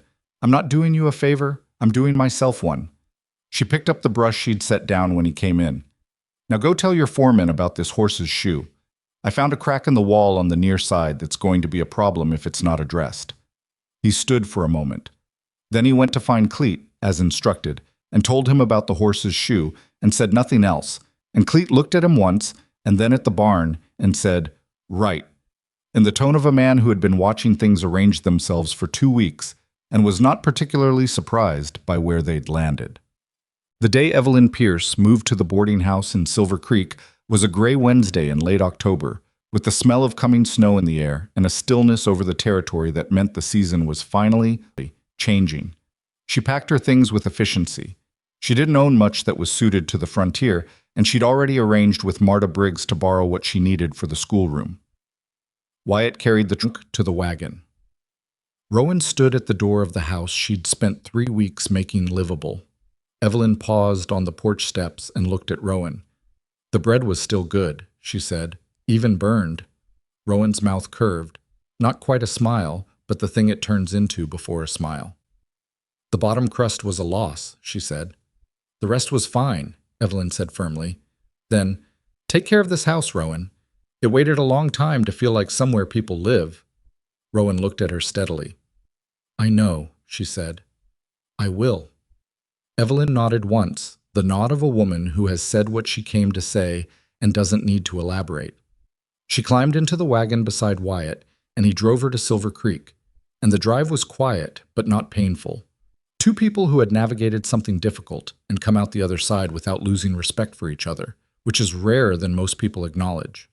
At the boarding house, she stepped down from the wagon, and he handed down the trunk, and she looked at him with her clear, steady eyes. Be good to her, she said. Not careful with her, good to her. There's a difference. I know, he said. No, you don't, she said, not unkindly.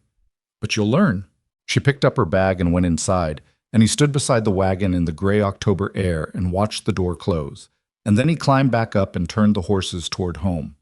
He drove back to the ranch with the snow smell in the air and the mountains going white in the distance, and the house came into view as it always did, large and solid, the structure he'd built and been so proud of.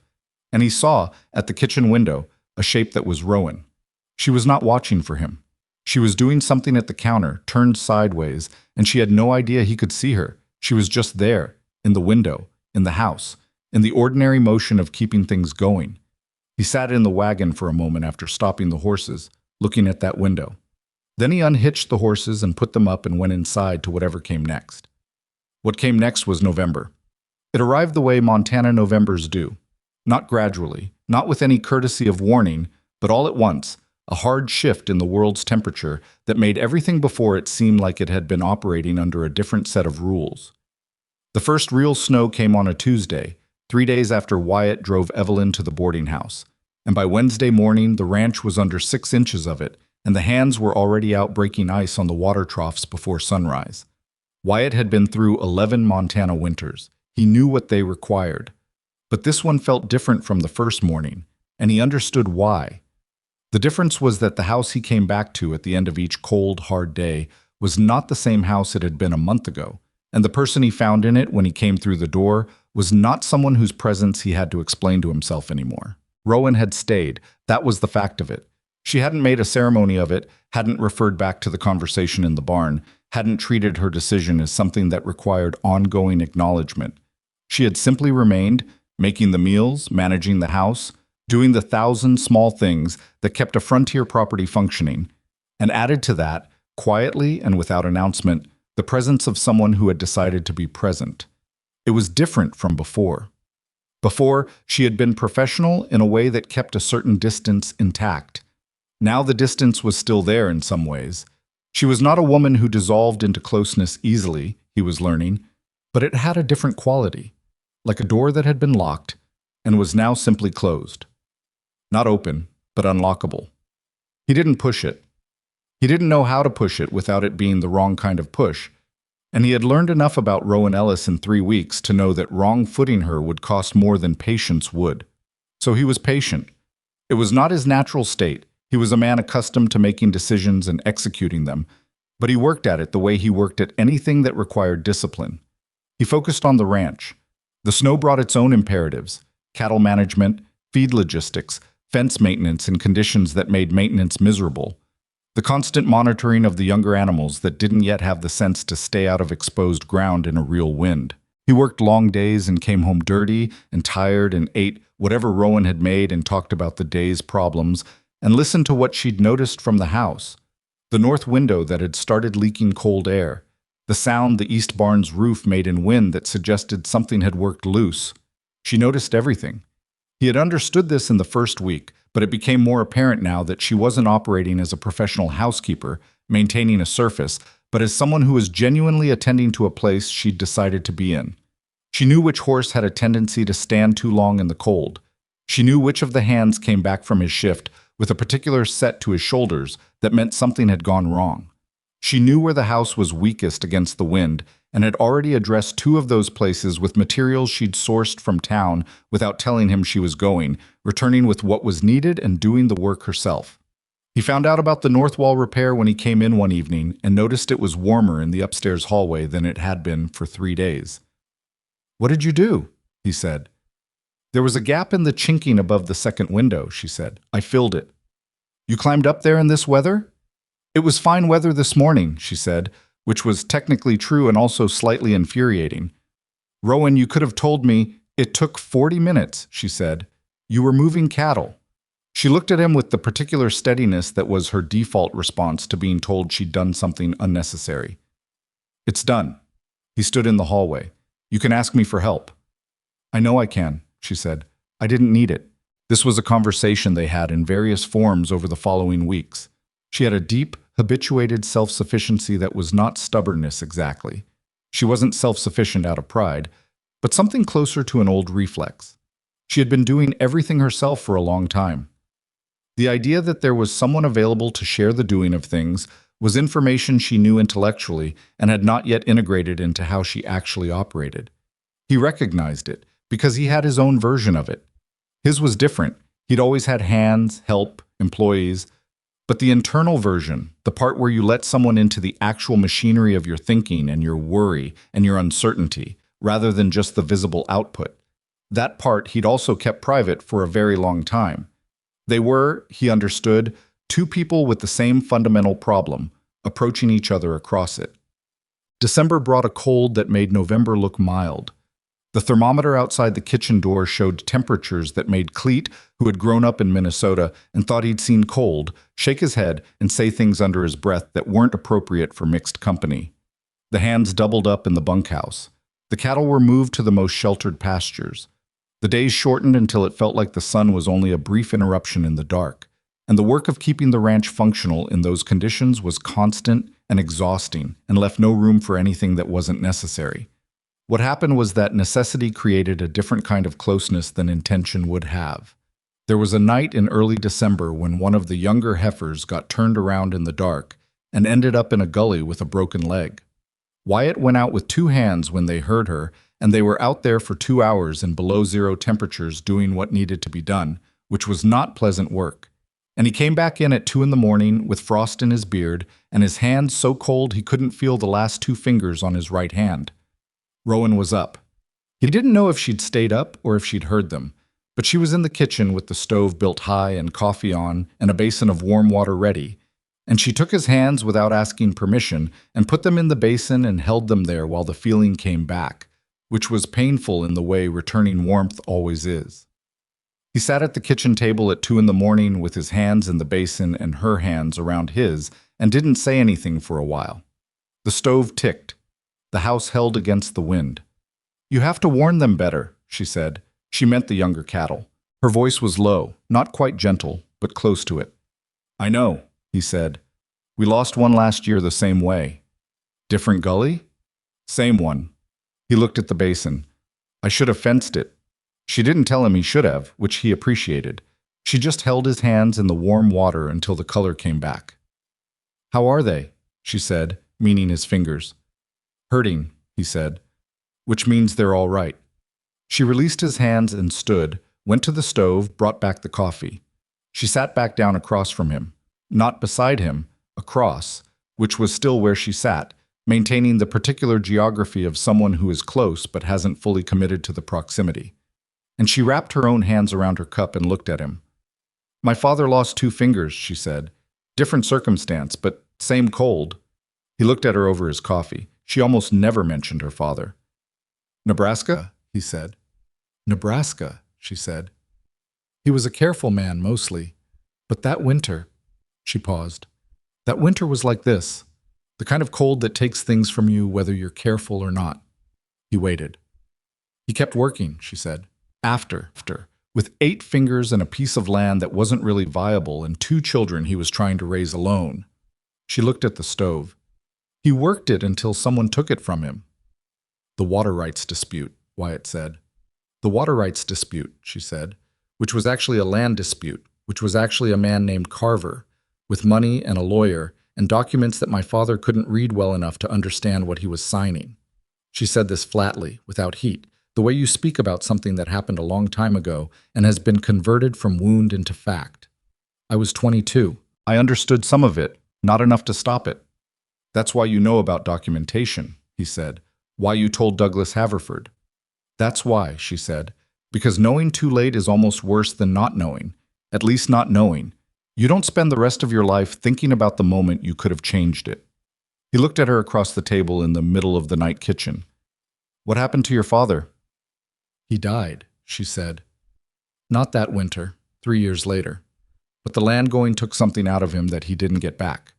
She picked up her coffee. My brother went to Kansas. I went with him for a while. Then I didn't. And Kansas? Kansas was a chapter, she said, with the finality of someone closing a book. It ended. He understood he had been given something, not the full story, but a real piece of it, and that she knew she was giving it and had decided to. This was how she worked. Not in confessions or flowing revelations, but in careful parcels, offered when she'd decided the time was right. He said, My mother always said this house was built the wrong way around. She looked at him. What does that mean? She said I built the outside first, he said. The land, the structure, the reputation, and left the inside to figure itself out. He paused. She wasn't wrong. No, Rowan said. She wasn't. He looked at his hands, mostly warm now. I don't know how to build the inside of things, he said. I've been trying to learn that this fall.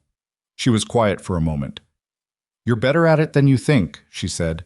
The fact that you know it needs building is further along than most. It was not a declaration. It was not the kind of thing you could hold on to and point to and say, there, that was the moment. But it was something, and in the kitchen at 2 a.m, with the wind outside and the coffee warm, something was enough. January brought a different problem, and its name was Gerald Holt. Wyatt had not thought about the man from the October gathering since Evelyn had named him. Well-dressed, interested in land, passing through. He had filed him under the category of irrelevant and moved on. He revised this assessment on the second Tuesday of January when Cleet came in from town with supplies and mentioned, in the particular tone Cleet used for things he thought Wyatt should know but wasn't going to editorialize about, that Gerald Holt had taken a room at the boarding house and seemed to be staying. Staying for what? Wyatt said. Land, Cleet said. He's been talking to people about the valley parcels, the ones along the creek south of town. Wyatt put down the ledger. What kind of talking? The kind that involves a lot of questions and not a lot of answers, Cleet said. Briggs thinks he's representing someone back east, some money that wants Montana land before the territory gets any more organized. That's not illegal. No, Cleet said. He adjusted the brim of his hat and looked at the wall. He's also been into the boarding house dining room most evenings. Miss Pierce teaches there in the mornings. They've apparently met. Wyatt processed this. He's also asked around about you, Cleet said, and about your property, the water rights on the East Fork specifically. Now Wyatt put the ledger down fully and gave Cleet his complete attention. Who has he been asking? Petrie at the land office, Cleet said, and a couple of the smaller ranchers south of town, the ones whose agreements with you about grazing access aren't, he paused, choosing, formally documented, the East Fork water rights, the grazing access agreements. The shape of this was familiar in a way that made Wyatt's jaw tighten. When did this start? He said. Far as Briggs can tell, Cleet said. About a month ago. A month ago. October. The gathering. Gerald Holt standing at the food table talking to Rowan Ellis. He kept his face even. Thank you, Cleet, he said. I'll look into it. Thought you might want to, Cleet said, and left. Wyatt sat for a moment. Then he went to find Rowan. She was in the kitchen, as she often was at mid-morning, doing the accounting she'd taken over for the household in November. Not because he'd asked, but because she'd looked at his system one day and reorganized it in a way that made it take half the time. He stood in the doorway until she looked up. Gerald Holt, he said. "The man from the October gathering. Did he speak to you about this property?" She set down her pen. Her face did the thing it did when she was thinking carefully before speaking. A slight stillness, the kind you'd miss if you weren't paying attention. "He asked me about the house," she said, "when we were talking at the table." "What specifically?" "Whether it was as well established as it looked," she said. "Whether the land holdings were clear, whether the water access was documented." She met his eyes. "I said I didn't know the details and changed the subject." "You didn't mention this to me." "I didn't know it was significant," she said. He seemed like someone trying to impress a woman with his knowledge of land values. She paused. "Was I wrong?" "Maybe not then," he said. "He's been in Silver Creek since November. He's been asking questions at the land office." She was quiet, but her expression had shifted, sharpened slightly, a look he'd seen before, the one that meant she was connecting things. "The East Fork," she said. He looked at her. "What about it?" "That's what he asked about specifically," she said. "At the gathering. He used those words. Not just the water, but that branch specifically." She sat up straighter. "Wyatt, what's the documentation situation on the East Fork?" He felt something uncomfortable move through him. "There's an original claim," he said slowly, "filed in '69. But the survey markers, 2 of them were replaced when the county resurveyed in '73, and I haven't confirmed the replacements match the originals." Her face. He knew immediately from her face. "Rowan, where are your original claim papers?" she said. "In the study, in the file box." She was already standing. "Get them," she said, "now, today, and get the county survey records from '73 and compare every marker listed." She was moving toward the doorway. "If there's a discrepancy, any discrepancy, between what was filed in '69 and what the county recorded in '73, someone with money and a lawyer can use it." He stood very still. "My father," she said, and stopped herself. She looked at him. "This is the same shape," she said. "The questions about documentation, the interest in a specific water source, the timing, coming in quietly before making a move." She held his gaze. "I know this shape." He went and got the papers. "Oh, they spent 2 days on it." Rowan and Wyatt, at his study desk, with the original claim papers and the county survey ledger he rode to Silver Creek to obtain, not from Petrie at the land office, whose connection to Holt made him cautious, but from the county recorder in the next town who kept duplicates, as recorders were required to do. Rowan went through the documents with a systematic thoroughness that surprised even him. She could read land survey notation, not perfectly, but enough, the way she knew enough about field medicine and horse care and everything else she'd learned by necessity along the way. She compared markers and measurements with a pencil and a piece of paper, checking and rechecking. She found it on the second day, a marker notation on the East Fork's northern boundary that had been recorded in the '73 survey as moved 12 feet south of the original '69 position. 12 feet. Enough to place the primary intake point of the East Fork on the far side of the boundary line. If the '73 notation stood as the legal record, Wyatt didn't own the intake. He owned the fork, but not where the water entered it. He looked at the notation for a long time. "Someone moved it," he said. "Or recorded it as moved," Rowan said, "which amounts to the same thing legally." She put the pencil down. "Who did the '73 survey?" He thought. "County contracted someone from Billings," he said. "I didn't attend. I was dealing with a cattle sickness that summer." "Was there a witness signature on the survey?" He looked at the ledger. There was a witness signature. The name was not one he recognized. "Wyatt," Rowan said carefully, "has Gerald Holt approached you directly about buying this property? Or the water rights?" "No," he said. "He will," she said. "And when he does, he'll have this, or his client will." She tapped the survey ledger. "He's building a case to either force a below-value sale or trigger a dispute he thinks you'll lose because you haven't checked your documentation." He sat back. The anger was there, controlled but present. The specific anger of a man who has been careless about something he should have been careful about and is now looking at the consequences. "Can it be challenged?" he said. "The original claim is clear," she said. "The measurements in '69 are specific.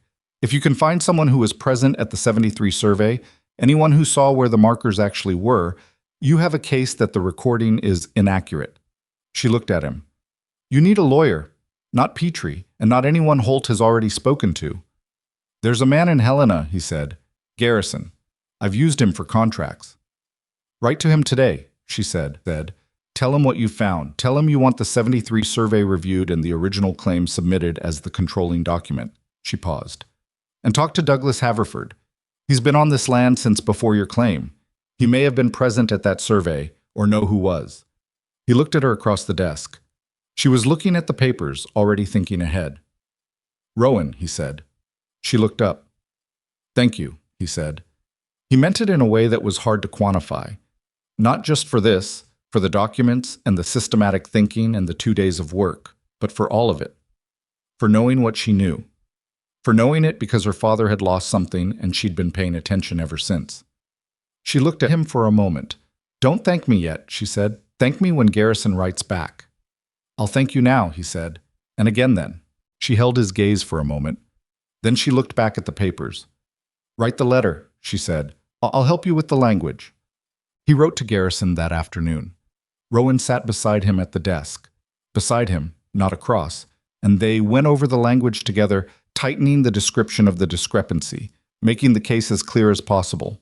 This was the first time they had worked at the same desk at the same task, and it was close in a way that was practical, and also not only practical, their heads together over the same paper, her hand occasionally moving to point at a line, his shoulder near hers in the lamplit study on a January afternoon with the snow coming down outside. At one point he reached for a different paper and his hand passed over hers, and neither of them moved for a moment. Then he took the paper and she returned to reading, and neither of them mentioned it, but the temperature of the room had changed and they both knew it. He sent the letter with his fastest rider that evening. Douglas Haverford came when Wyatt rode out to ask him. He was a man of 60, burned by weather to the consistency of old leather, and he had opinions about everything and expressed them without invitation. He sat at Wyatt's kitchen table with a cup of coffee, Rowan's coffee, which he accepted with the expression of a man surprised to find something this good in a house that used to make terrible coffee, and looked at the survey documents. I was at that survey, he said. Wyatt straightened. Not all of it, Haverford said. I was riding by. I stopped to see what they were doing. He pointed to the marker notation without touching the paper. That marker was not where they wrote it down. The kitchen went very quiet. You're certain, Wyatt said. I'm certain, Haverford said, because I said something at the time. I said that marker was at least 10 feet north of where they were writing it. The surveyor told me I was misremembering and to move along. He looked up. I should have pushed harder. Would you testify to that? Rowan said. Haverford looked at her. He'd been looking at her since he sat down, not rudely, but with the attention of a man calibrating. You the woman who told me about the water rights paperwork, he said, at the Briggs gathering. Yes, she said. He looked at her another moment. To who? He said. A lawyer? A judge? Either, she said. Whoever ends up hearing it. He drank his coffee. He set it down and looked at the ceiling for a count of 5. Yes, he said. I'll testify. He looked at Wyatt. And you should know that Petrie at the land office has been talking to that Holt fellow more than he should. I don't know what they've said, but I know Petrie, and I know what he looks like when someone's put money near him. I'll deal with Petrie separately, Wyatt said. Good, Haverford said. He pushed back from the table. Good coffee, he said to Rowan, as though this was the most important thing to establish. Thank you, she said. You live here now? He said, with the bluntness of a man who doesn't see the point in pretending questions aren't questions. A beat. Yes, she said, not elaborating, not explaining, just yes. Haverford nodded, as though this confirmed something he'd already decided. He put on his coat and hat and said goodbye and went out into the January snow without another word. Garrison's letter came back in 3 weeks. It confirmed what Rowan had found. It also confirmed something they hadn't known. Gerald Holt was not acting alone, but as a representative for a St. Louis investment group that had been quietly acquiring disputed land claims across 3 territories, using the same method: identifying properties with documentation gaps, engineering or exploiting survey discrepancies, then offering a forced sale as a preferable alternative to litigation. 3 ranchers in Wyoming had already sold it below value. 1 had fought it and won. 2 had fought it and lost. Rowan read the letter twice. Wyatt watched her face. "They've done this before," she said. "Apparently for years," he said. She set the letter down. Her hands were steady. Her face was something he'd only seen once before. The night she talked about her father, the thing behind her eyes that was not grief anymore but had been grief once, and had been converted into something harder and more useful. "Your father," he said carefully. She didn't look up from the letter. "The man who took his land was named Carver," she said. "Not Holt. Different man." A pause. "Same method." He didn't say anything. "I couldn't stop it then," she said. "I was 22 and I didn't know enough, and I didn't have anyone who knew more." She finally looked up at him. "This is stoppable." "Yes," he said. "It is." They went to Silver Creek the next morning, together, to the office of a local judge, not the county court which fell under Petrie's influence, but a territorial judge who had ridden circuit through Silver Creek for a decade and had a reputation for thoroughness. They brought Garrison's letter, the original claim, the 73 survey with the discrepancy annotated, and Douglas Haverford's written statement. The judge read everything. He asked questions. He was direct and unsentimental, in the way of people who have spent their careers finding out what is actually true. He issued a formal notice that day, a stay on any transfer or dispute proceeding regarding the Ashford East Fork water rights, pending a full review of the 73 survey. He also sent a formal inquiry to the county recorder's office, which had the immediate effect of making Petrie very pale when he heard about it. Gerald Holt left Silver Creek 2 weeks later. He left quietly, without announcement, the way people leave when a plan has stopped working. The evening after the judge's notice was issued, Wyatt and Rowan drove back to the ranch in the late afternoon dark. January dark came early and completely in Montana, and the cold was serious, and the sky was clear above it in the way that meant the temperature would drop further before morning. He had expected to feel relief. He did feel relief. But there was something else alongside it, something that had to do with Rowan sitting beside him on the wagon seat rather than in the back, had to do with the 2 weeks they'd spent at the same desk working on the same problem, had to do with the fact that she had brought to this situation knowledge she carried because of loss, and that the loss had, in this case, become something that mattered. He said, "You know what you did?" "Spotted a problem and helped address it," she said. "That's one way to say it," he said. "Another way is that you protected something that—" He paused. "Something that's yours too, if you want it to be." She was quiet for a moment. The horses moved through the dark. "Wyatt," she said. "I'm not pressuring you," he said immediately. "That's not what I mean." "I know it's not," she said. "Let me finish." A beat. "I have been in this house since October. I have been—" She stopped, tried again. "I haven't wanted to be somewhere this specifically since I was a girl." She looked at the horses' ears, the dark road, the stars coming out over the mountains. "That scares me, because the things I've specifically wanted have a history of being taken." "I know," he said. "I don't know how to trust that this is different," she said. "I'm trying to learn it, but I'm learning it slowly." "I'm not in a hurry," he said. She turned to look at him. In the dark, with the cold around them and the stars overhead, her face was clear in the way faces are when they've stopped managing themselves. "Yes, you are," she said, and there was something in it that was almost a smile. "You're just being patient about it." He almost laughed. "That's true," he said. She looked at the road again. "I notice," she said. "I notice how patient you are. I notice that you don't push and that you don't—" She paused. "You don't make me feel like I owe you something for staying. Some men would do that." "Some men," he said. "You don't," she said. "I notice." He drove for a moment in the dark. "For what it's worth," he said, "noticing goes both ways." She was quiet. "You fixed the north wall without telling me," he said. "You reorganized the household accounts. You found a discrepancy in a survey document and knew exactly what it meant and what to do about it. You protected something that—" He stopped. "I want you to understand that I see all of that, not as a housekeeper doing her job, as a person doing what she does." A long pause.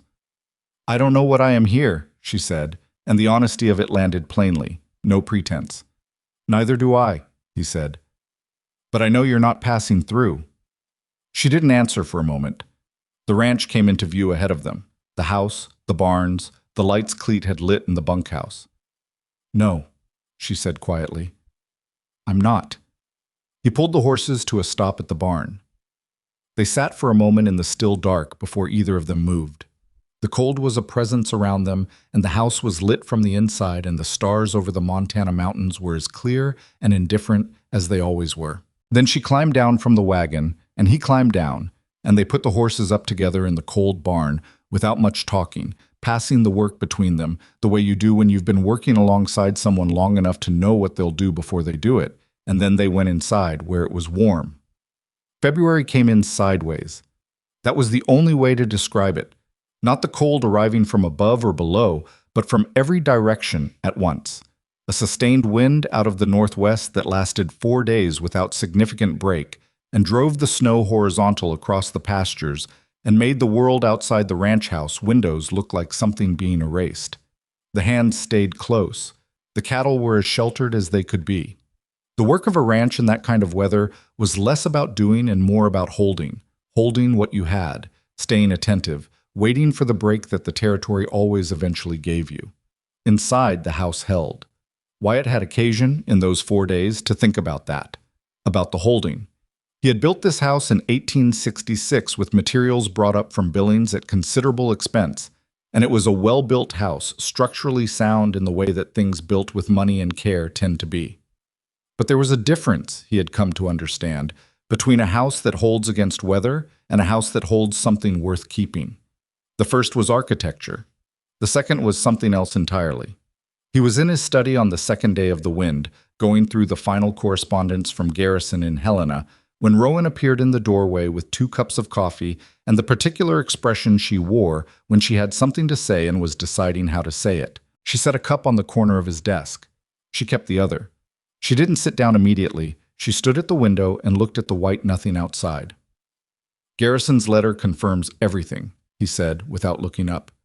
"The review board has accepted the original claim as controlling. The 73 notation has been flagged as a likely transcription error." "Likely," she said. "Diplomatically worded," he agreed, "but the effect is the same. The East Fork is clean." She turned from the window and sat down across from him.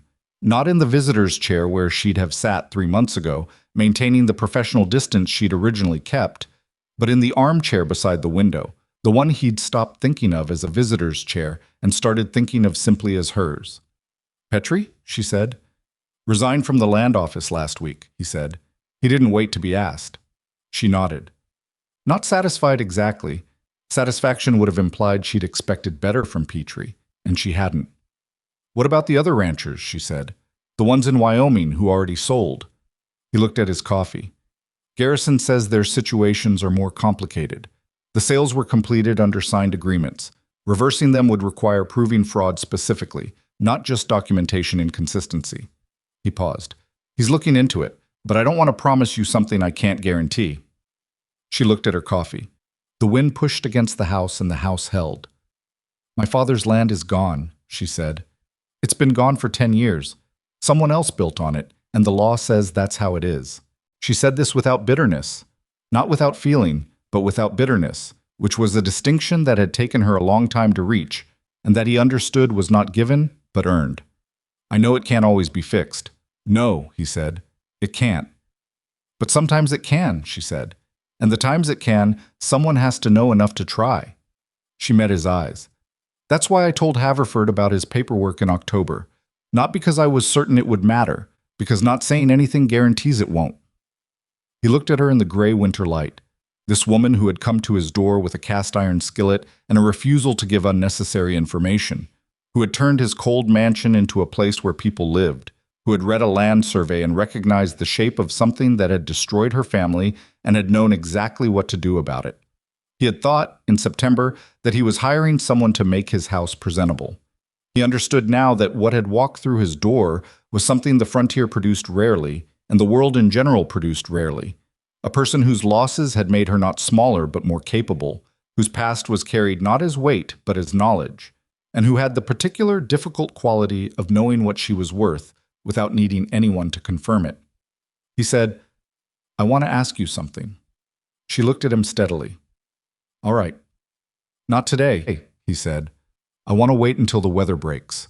I want to ask you properly, but I want you to know I'm going to ask. She was quiet for a moment. The wind, the house, the gray light.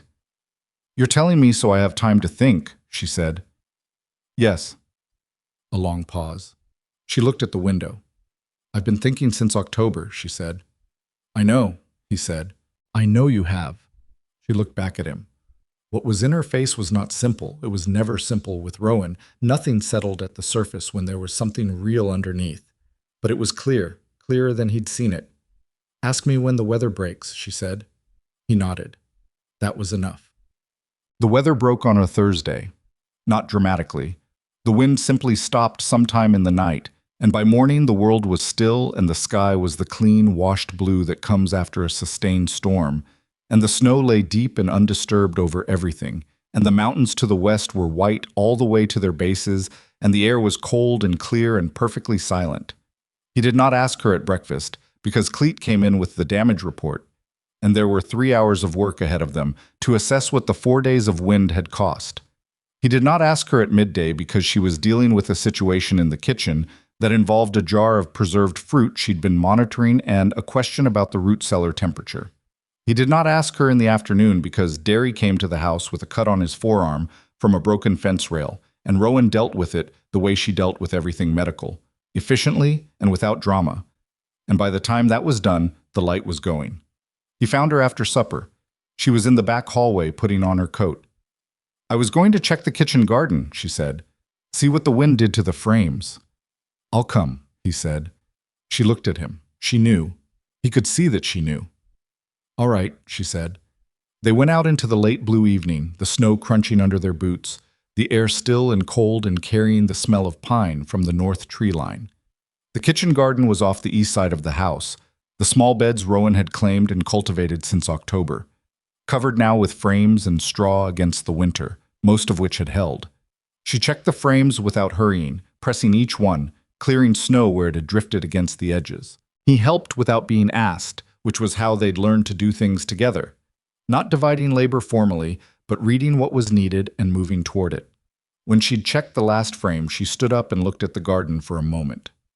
3 of the frames on the north side need repairing, she said. Nothing lost underneath. Good, he said. She stood. He stood. The stars were coming out overhead. He said, Rowan Ellis. She turned to look at him. I know what you came here as, he said. And I know that what you are is not what I hired, and not what you were planning to be, and not anything either of us expected.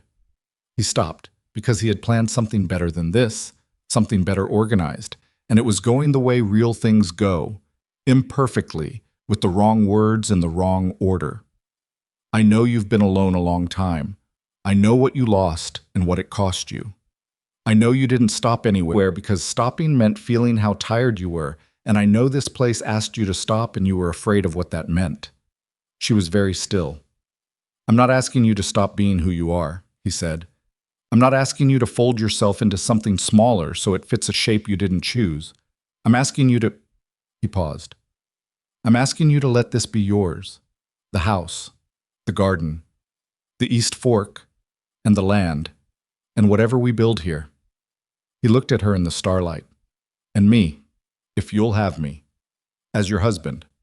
Not because you need one, and not because I need someone to run my house. Because you are the most...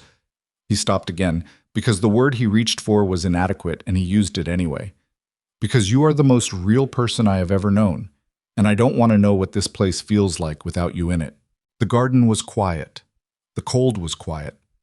Somewhere across the north pasture, an owl called once and then didn't call again. Rowan looked at him for a long time. He let himself be looked at, which he had learned was what she needed. Not to be persuaded or reassured, but to be seen, to see, to take the honest measure of things before she committed to them. You know I'll fix things without telling you, she said. I know, he said, and I'll tell you when you're wrong. I'm counting on it, he said, and I'm not going to be... She paused. I'm not a soft person, Wyatt. I don't know how to be soft. People who've lived the way I've lived... She stopped. I don't want soft, he said. I want you. She looked at him. Something in her face shifted. Not broke, not collapsed, but shifted. The way things shift when they've been held rigid a long time and are given permission to find their actual position. Yes, she said. One word, flat, plain, no decoration on it. He exhaled. Yes, she said again quietly, as if she was hearing it herself for the first time. All right, yes. He didn't reach for her immediately. He understood that even yes needed a moment to settle. And then she stepped toward him, which was itself an answer of a different kind, and he put his arms around her in the cold garden with the stars overhead and the Montana winter all around them, and she stood still for a moment, and then her arms went around him too, and they stood like that in the dark for a while. Two people who had taken the long way to this moment and were not inclined to rush past it. They told Cleet the next morning. His response was to look at his hat, turn it once in his hands, and say, "About time," with the tone of a man who has been waiting 11 months for something that took 11 weeks.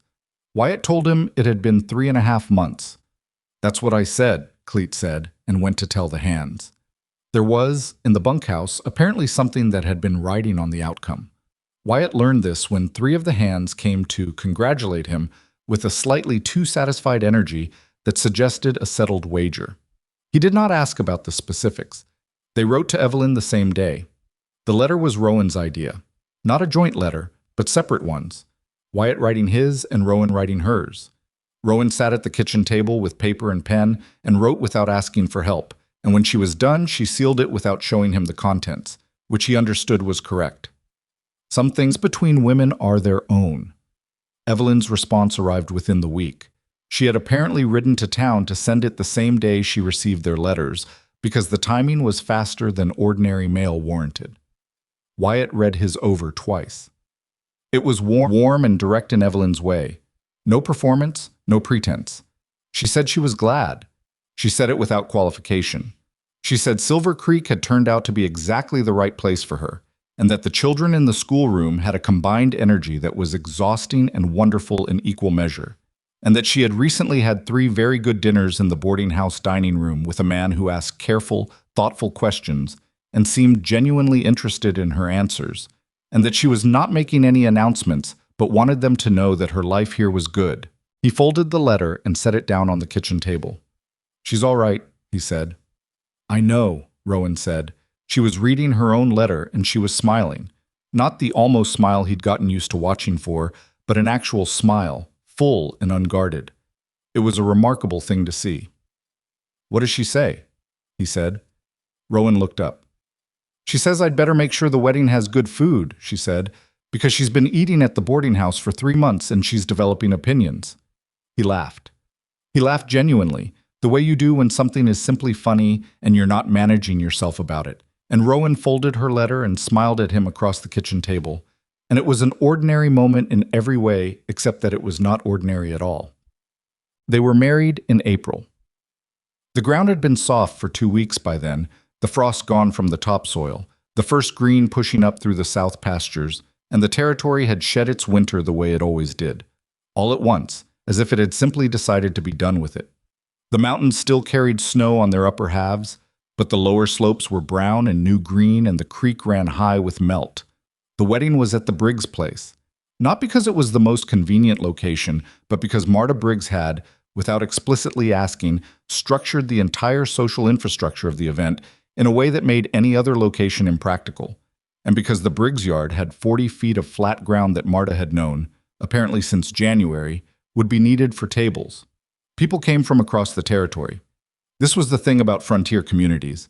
The distances that kept people apart during the ordinary weeks made the occasions when they came together feel genuinely significant. Ranching families. Wyatt had known for a decade. Families Rowan had come to know through the winter, through Marta's network, through Douglas Haverford, who arrived with his wife and 3 grown sons, and all 4 of them separately told Rowan she had done good work on the survey dispute. Evelyn was there. She arrived with Marta's family and stood near the front of the gathered crowd with the bright, unsentimental happiness of a woman who has put something behind her cleanly and found something better ahead. She had a man with her.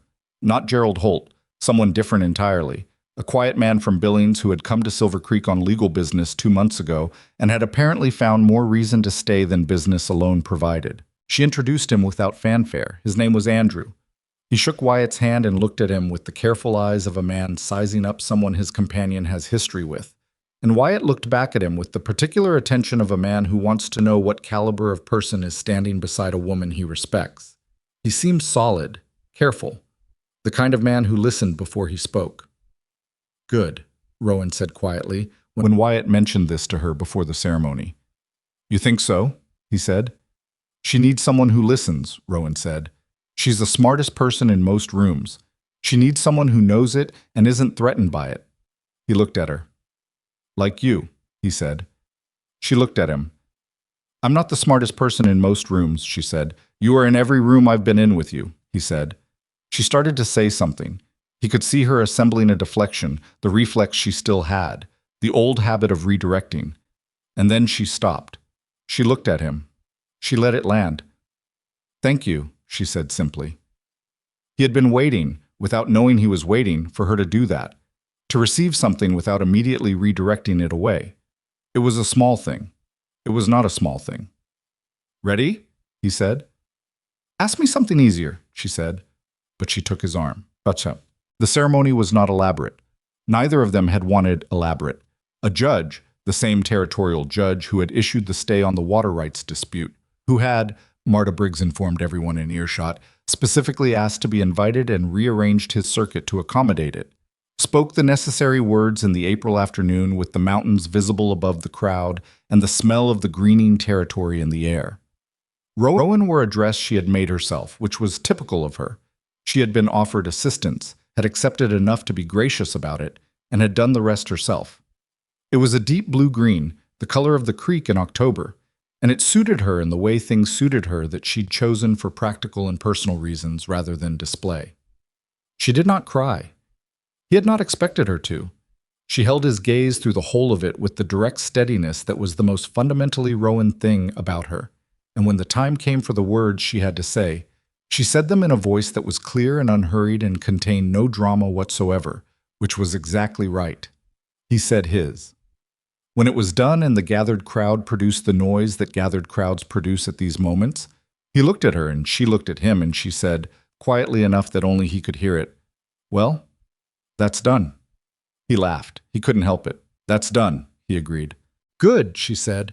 And then the crowd was around them and Marta Briggs was producing food from somewhere, and the fiddle players from the mining camp, the same ones from the October gathering, had started up something that was probably supposed to be dignified but was already getting faster, and the April afternoon became the April evening, and then the kind of night that springs up in the territory when the weather is good and people have been isolated all winter and have decided collectively to celebrate. Evelyn found Rowan sometime in the middle of the evening. Wyatt saw them from across the yard, standing slightly apart from the main noise, two women talking with the ease of people who had established, in 3.5 strange months, a friendship that neither of them had anticipated and neither was inclined to analyze too carefully. He didn't hear what they said.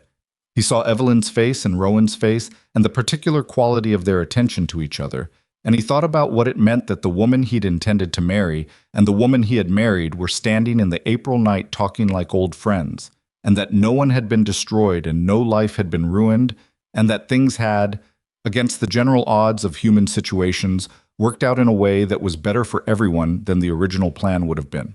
This was not, he understood, the usual outcome. Usually someone paid more. Usually the cost was larger and the ledger less balanced. He was not naive about that. He knew what his situation looked like from the outside, knew that a different cast of characters with different constitutions would have produced a different and uglier story. What had made this possible was not luck. It was the specific character of the people involved. Evelyn's refusal to let duty stand in for honesty, Rowan's refusal to take what wasn't freely given, and his own willingness, late in arriving but genuinely arrived at, to tell the truth about what he actually felt, rather than what he was supposed to feel. He had spent 10 years building things: land, cattle, reputation, the infrastructure of a successful man's successful life. He had been good at it. He did not regret any of it. But he understood now, standing in his own April celebration with his new wife 20 feet away, talking to his former fiancée and the fiddle playing and the stars coming out over Montana, that all of it, all the land and the water rights and the grand house and the 4,000 acres, was context. It was the container. What you put in it was the thing that actually mattered. He had been 41 years old and living in an empty container. He was 41 years old and 3.5 months, and the container was full. They drove home late, just the two of them, the same road they'd driven in October and November and January, familiar now in the way that roads become familiar when you've taken them in enough weathers and enough states of mind. The house came into view the way it always did, and he stopped the horses for a moment without meaning to. She looked at him. "I always stop here," he said. "I don't know why, since October." "I know," she said. "I've watched you from the window." He looked at her. "You've watched me stop in the road and look at the house?" "Several times," she said. "I wondered what you were looking at." "I was trying to understand it," he said. "Why it looked different." She looked at the house. In the spring dark, with the lamps Cleet had left burning in the front windows, it was warm. It had been warm since October. He had gotten so accustomed to it that he almost didn't notice anymore, which was itself a kind of answer. "It's the same house," she said. "Yes," he said. "That's what I couldn't figure out." She looked at him sideways with the expression he'd come to love, the one that was almost a smile but was doing something more complicated. "The house didn't change," she said. "You changed what you were looking for." He sat with that for a moment. The horses stood patiently. "You've thought about this," he said. "I thought about a lot of things in October," she said, "before I agreed to stay." "What made you agree?" he said. "Actually, what was the thing that did it?" She was quiet for a moment. He'd asked this before, or versions of it, and she'd deflected or given partial answers or said she'd thought about it and changed the subject. She did none of those things now. "You offered me money for a woman you'd never met," she said, "because I was sad about her situation, and you wanted me to have less to carry." She paused. "That was the thing. Not the house, not the land, not any of the things a man like you could offer a woman like me." She looked at the house. "That small, pointless generosity. No benefit to you. Just, you saw something heavy and wanted to help lift it." He didn't say anything. "People who do that," she said, "are rare. I've been on the frontier long enough to know how rare." She looked at him. "That's what I agreed to, not the rest of it." He looked at her for a moment in the spring dark. "The money," he said. "Did it help her? Your friend in Nebraska?" A pause. "Yes," she said. Her brother-in-law came out. The letter she sent in December. She said she's all right. Children are all right. "Good," he said. "Yes," she said. "Good." He clicked the horses forward, and they came down the last stretch to the house, and he helped her down from the wagon, and they went in through the front door, not the back, the front, which was the right door for tonight. And the house was warm and lit and smelled of what it had smelled of since October, which was the smell of a place being genuinely inhabited. She stood in the front hallway and looked at the house the way he'd stood in the road and looked at it. "What?" he said. "I'm looking at it," she said. "At what specifically?" She turned to him.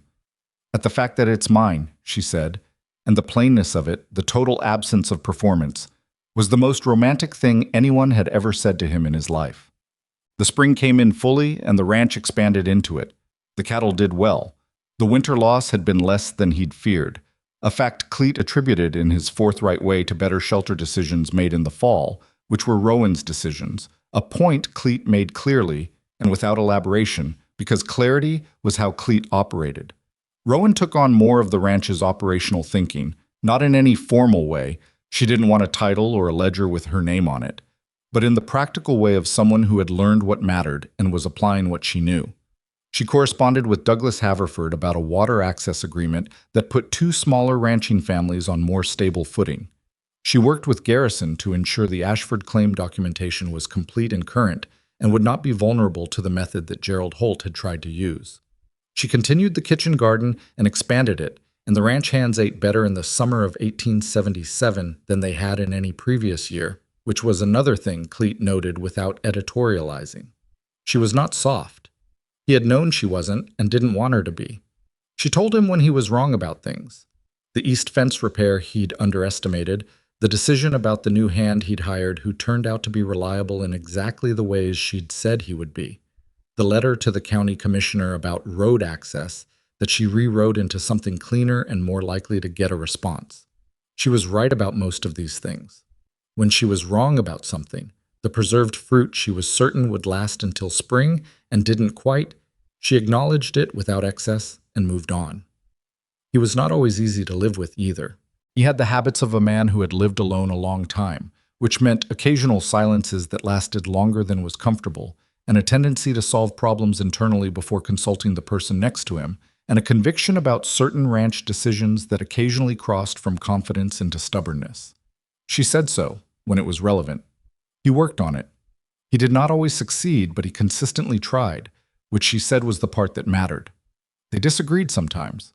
Not often, but sometimes. And the disagreements were real disagreements, not performances of conflict or tactical negotiations, but two people with strong and independent minds who saw a thing differently and had to work out what to do about that. They were not always graceful about it. There were evenings when the kitchen was quiet in the wrong way, and mornings when things resumed without the previous evening's difficulty having been fully resolved. They learned to let those things finish resolving in their own time. The house was patient with them. In July, Evelyn Pierce, who had, on a quiet Wednesday in June, become Evelyn Marsh, brought her husband Andrew to the ranch for supper. It was the first time the four of them had been in a room together, and it had the slight formality of a moment everyone has been approaching for a while. Andrew turned out, on closer inspection, to be a man of genuine substance, a lawyer by training, practicing in Billings and increasingly in Silver Creek, with the kind of legal mind that was genuinely useful on the frontier and the disposition of someone who had learned that listening was more valuable than most of what came out of his own mouth. He asked Rowan, at dinner, about the survey dispute. He had heard about it, in the way that legal matters circulate among lawyers in a territory, and he wanted to understand the sequence of it. She explained it to him with the same systematic clarity she'd brought to the original documents, and he listened with the focused attention of someone who was not being polite but was genuinely interested, and he asked 3 questions that were good questions. "You read land survey notation," he said.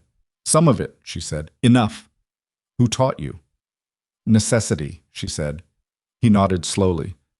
"There are 3 other families in this county," he said, "with the same documentation problem, different survey, same type of discrepancy. I've been trying to get them to understand what they're looking at, and they don't have the frame of reference." He paused. "Would you be willing to look at the documents?" Rowan looked at him, then at Evelyn, who was watching with the expression of someone who had arranged nothing and was pleased that it was happening anyway. "Bring them to me," Rowan said. Andrew brought them the following week.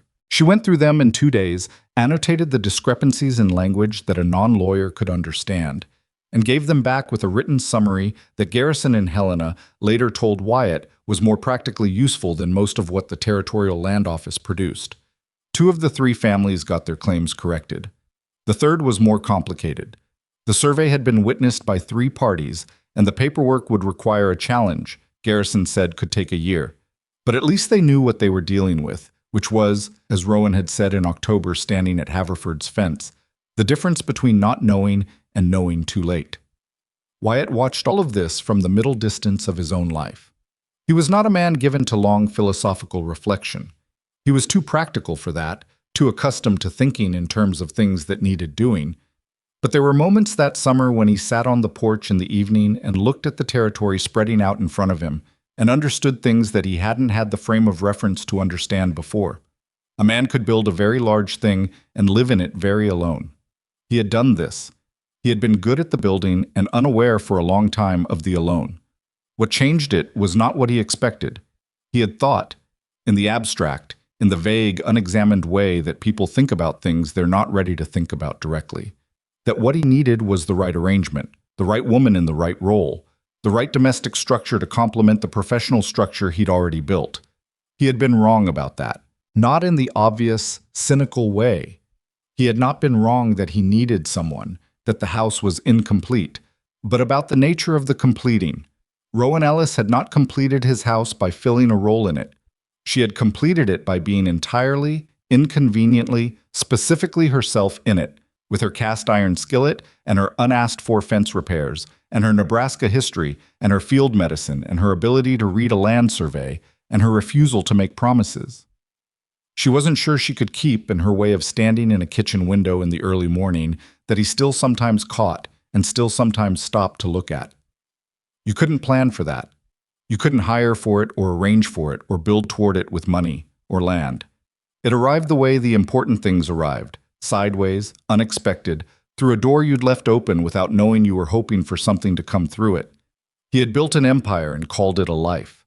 A woman had arrived with 3 days' notice and a covered wagon, and she had shown him, by example and presence and the specific quality of her attention, what a life actually was. The frontier did not produce easy people. The frontier produced people who had been tested until they found out what they were made of. And the ones who stayed were the ones who'd found out they were made of something worth keeping. He was one of those people. He had known that about himself for a long time. He had not known, until October, that he had been waiting for another one. The sun went down behind the western mountains, and the ranch settled into the evening, and the house behind him was warm and lit and full of the sounds of a life being genuinely lived. And Wyatt Ashford, who had everything a man was supposed to want and had wanted it honestly and had still been lonely in it, sat on his porch in the Montana summer and felt, for the first time in his memory, that he was exactly where he was supposed to be. Not because everything was easy, not because everything was resolved, not because the East Fork was secured and the cattle were healthy and the documentation was clean, though all of those things were true, but because inside the house, in the kitchen, he could hear Rowan singing. Not loudly, not for anyone, the same way she had sung that first week when she thought no one was listening. And the house held it, and held him, and he understood finally that the richest thing he had ever done was nothing he had built. It was opening a door and letting her in.